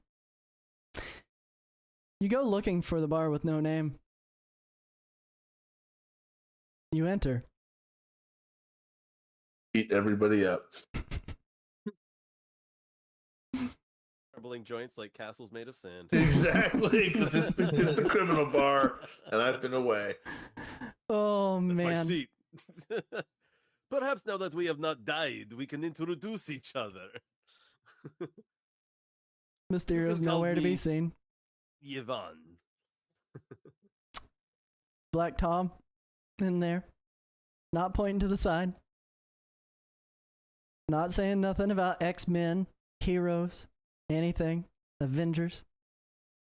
You can take your seat at the bar, get served by a big brawny man standing there.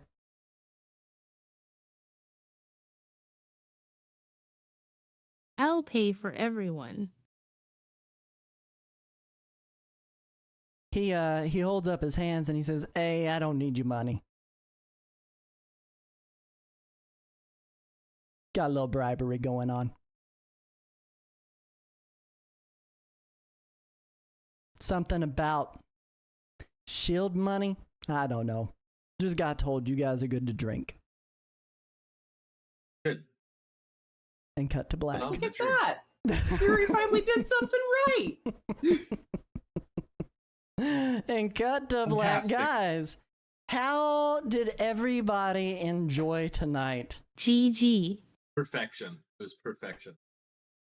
Oh, Zed's his. I'm his waiting. gauge- I'm waiting. gauge in it. Yes! So Oh! Yes, thank you, Saki. Thank you, Zed. Thank you, Wildwood, Keywork, Tenderly, Fantastic. and Fantastic. and Nerded Art. So much fun. You guys did an amazing job. The paralyzation on her was so good, Mr. Biscuits. The paralyzation on her was so good. The way to create the bridge between you and the exit Keywork, like, phenomenal job. Phenomenal job. Zed coming in with some pretty heavy hits along with Sakura and Kung Fu Spaghetti, dude, like, again, amazing job landing that final blow on the back of her head. And if it hadn't been for Volt Guys giving double edge to pretty much every single one of your moves, that was so Yeah. amazing. It was so cool to watch. It was a very was well good. done fight. You guys did amazing. But you know, I want to know. I want to know, what was your favorite role play of the night? What was your favorite moment? We'll start with Voltgeist. Actually, we never start with Voltgeist. We'll start with Voltgeist. Oh man, this was such a good final session. I gotta say, like, yeah, some great teamwork tonight. It really felt like this was our first time, like, really jiving as a team. Like, we were all getting through it last session, but now we all know how to work together. And I mean, who couldn't love that moment between Mr. Biscuits and Devil Dinosaur? And then she comes back pissed and just throws down on that queen. So good. So Paralyzes good. the hungry lady.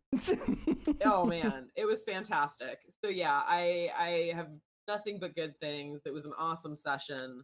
And man, I'm already looking forward to next season. It's going to be great.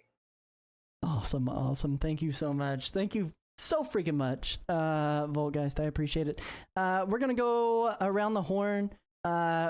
This direction still yet? Recluse, Crippler, Commodore Zed. So what did I think about game tonight? My favorite role play tonight was, let me see, the Mr. Biscuit stuff was fun. That was a lot of fun. The stuff down the sewers was a lot of fun too, especially the description on the on all the eggs opening and things like that, and things that went down in this.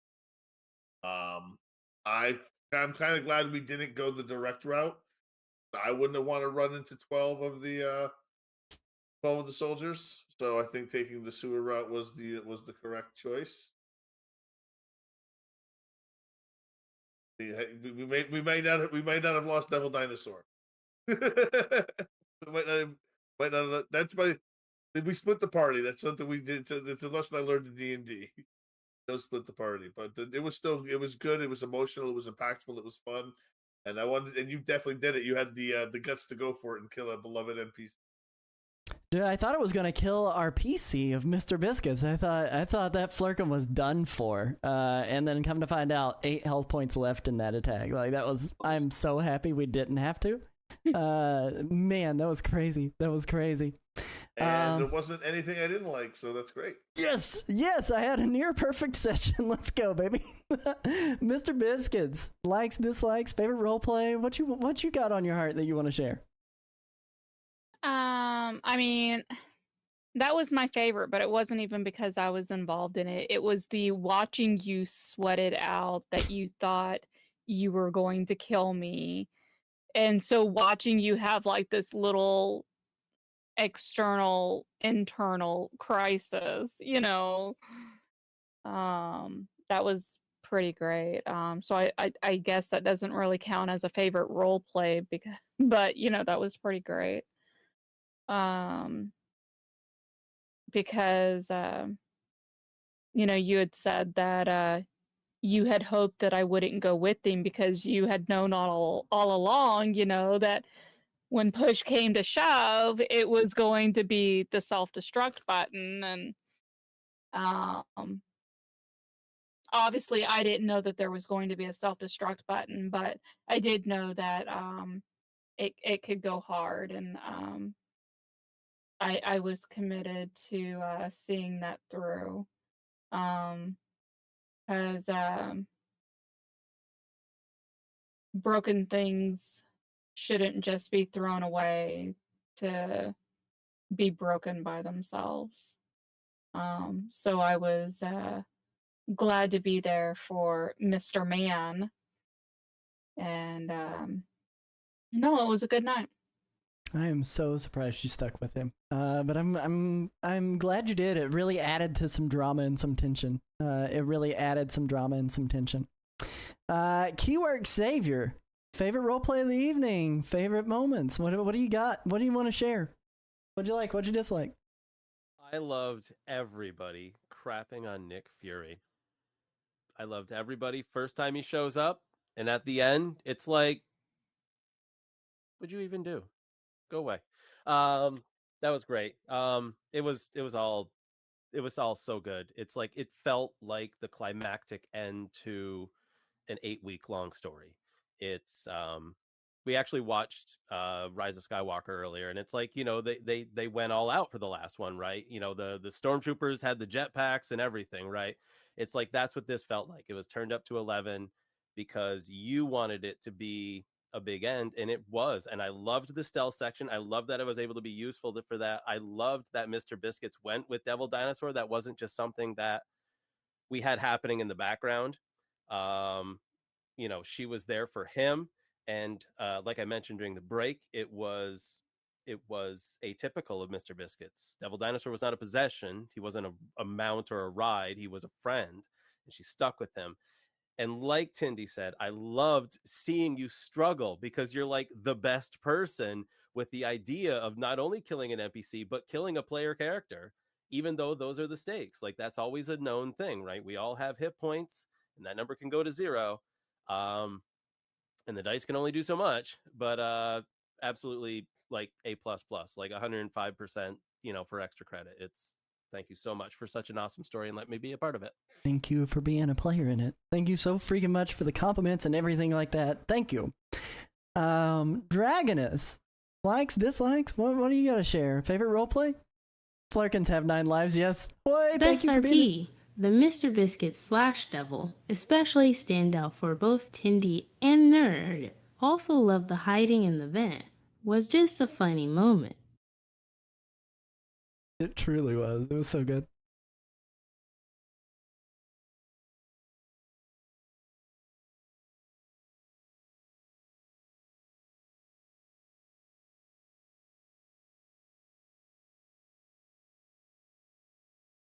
Love this game. Ready for more when we resume. Absolutely. Thank you, Sakura. Thank you so much, Dragonus. And now we are on to Kung Fu Spaghetti. None other than the Spaghetti Man himself. Oh, you're muted for me, and maybe for everybody. For everyone, I was. That was good times. That was danged good times. And, you know,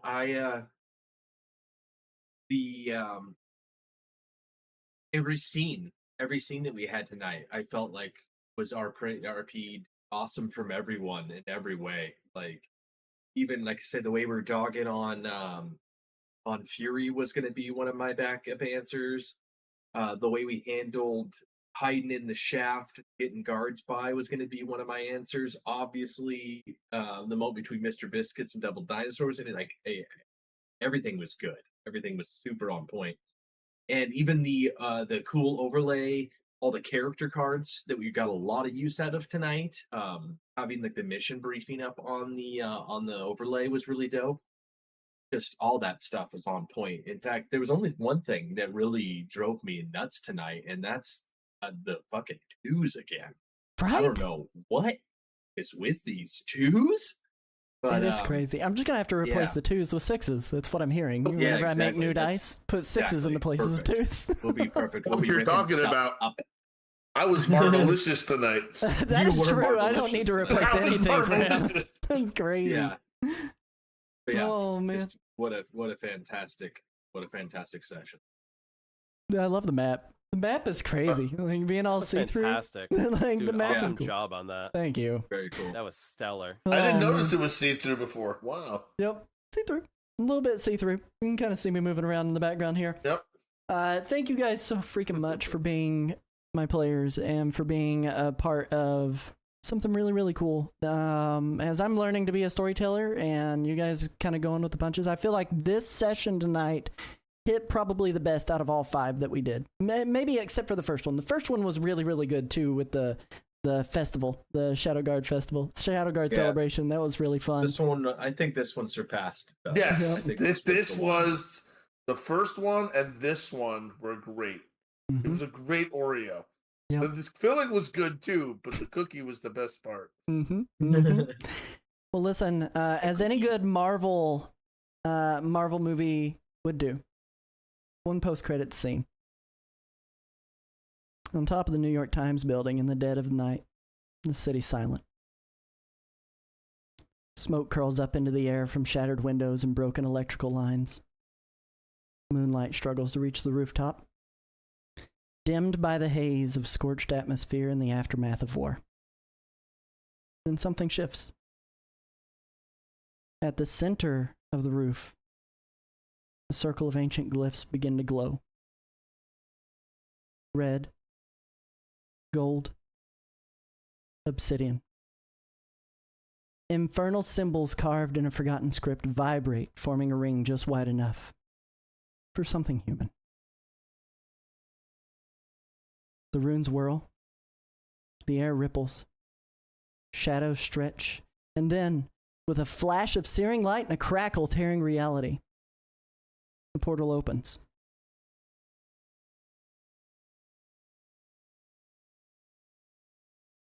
You see the hint of a man.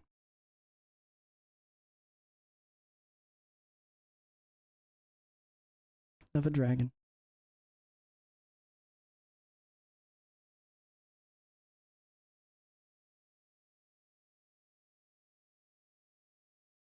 We'll come back in a month. Let's go find somebody to raid. Let's go find somebody to raid. This legendary action official is playing Power Rangers TTRPG right now. They have a very good looking setup in it. Are they followers only? Nope, we can chat. Will they raid afterwards? Who knows? I can't. I probably know, if I'm being honest. Legendary action official? Correct. Let me make sure that I've got that correct on my side. Legendary action official. No weird spellings? Nope. Don't forget to do your end credits. I've forgotten the last couple times. Oh, I usually just raid out. There are no end credits. It's just like the intro scene again. So. I gotcha. Yep. Gotcha. Oh, they're doing Power Rangers Cosmic Storm. Okay, Dude, right? Cosmic Storm. Not just Power Rangers, but the Cosmic Storm ones. Let's go say hi to Yeah. Legendary Action Official. Thank you guys so freaking much for being here. Thank you, viewers. Thank you for being here. We love your faces. Go say hi. Thanks so much, guys. Gosh, and Thanks thanks to my everybody. players Discord. for being freaking amazing. GG's. your biscuits, angels. Get over to Alright. Rat Dice, hang out with us after hours. Yep. Oh yeah, Rad Dice. Before I send this, there's the link. Thank Who you. knows? Maybe next time we'll do in-character chat on the Discord. Possibly. Probably not, though, because this tends to be point to point. Yeah. So this was so freaking cool, man. Thank you guys. Thank you everybody. Have a good one. We'll see you on the next one. As I shuffle your fate. It's gonna be better than one.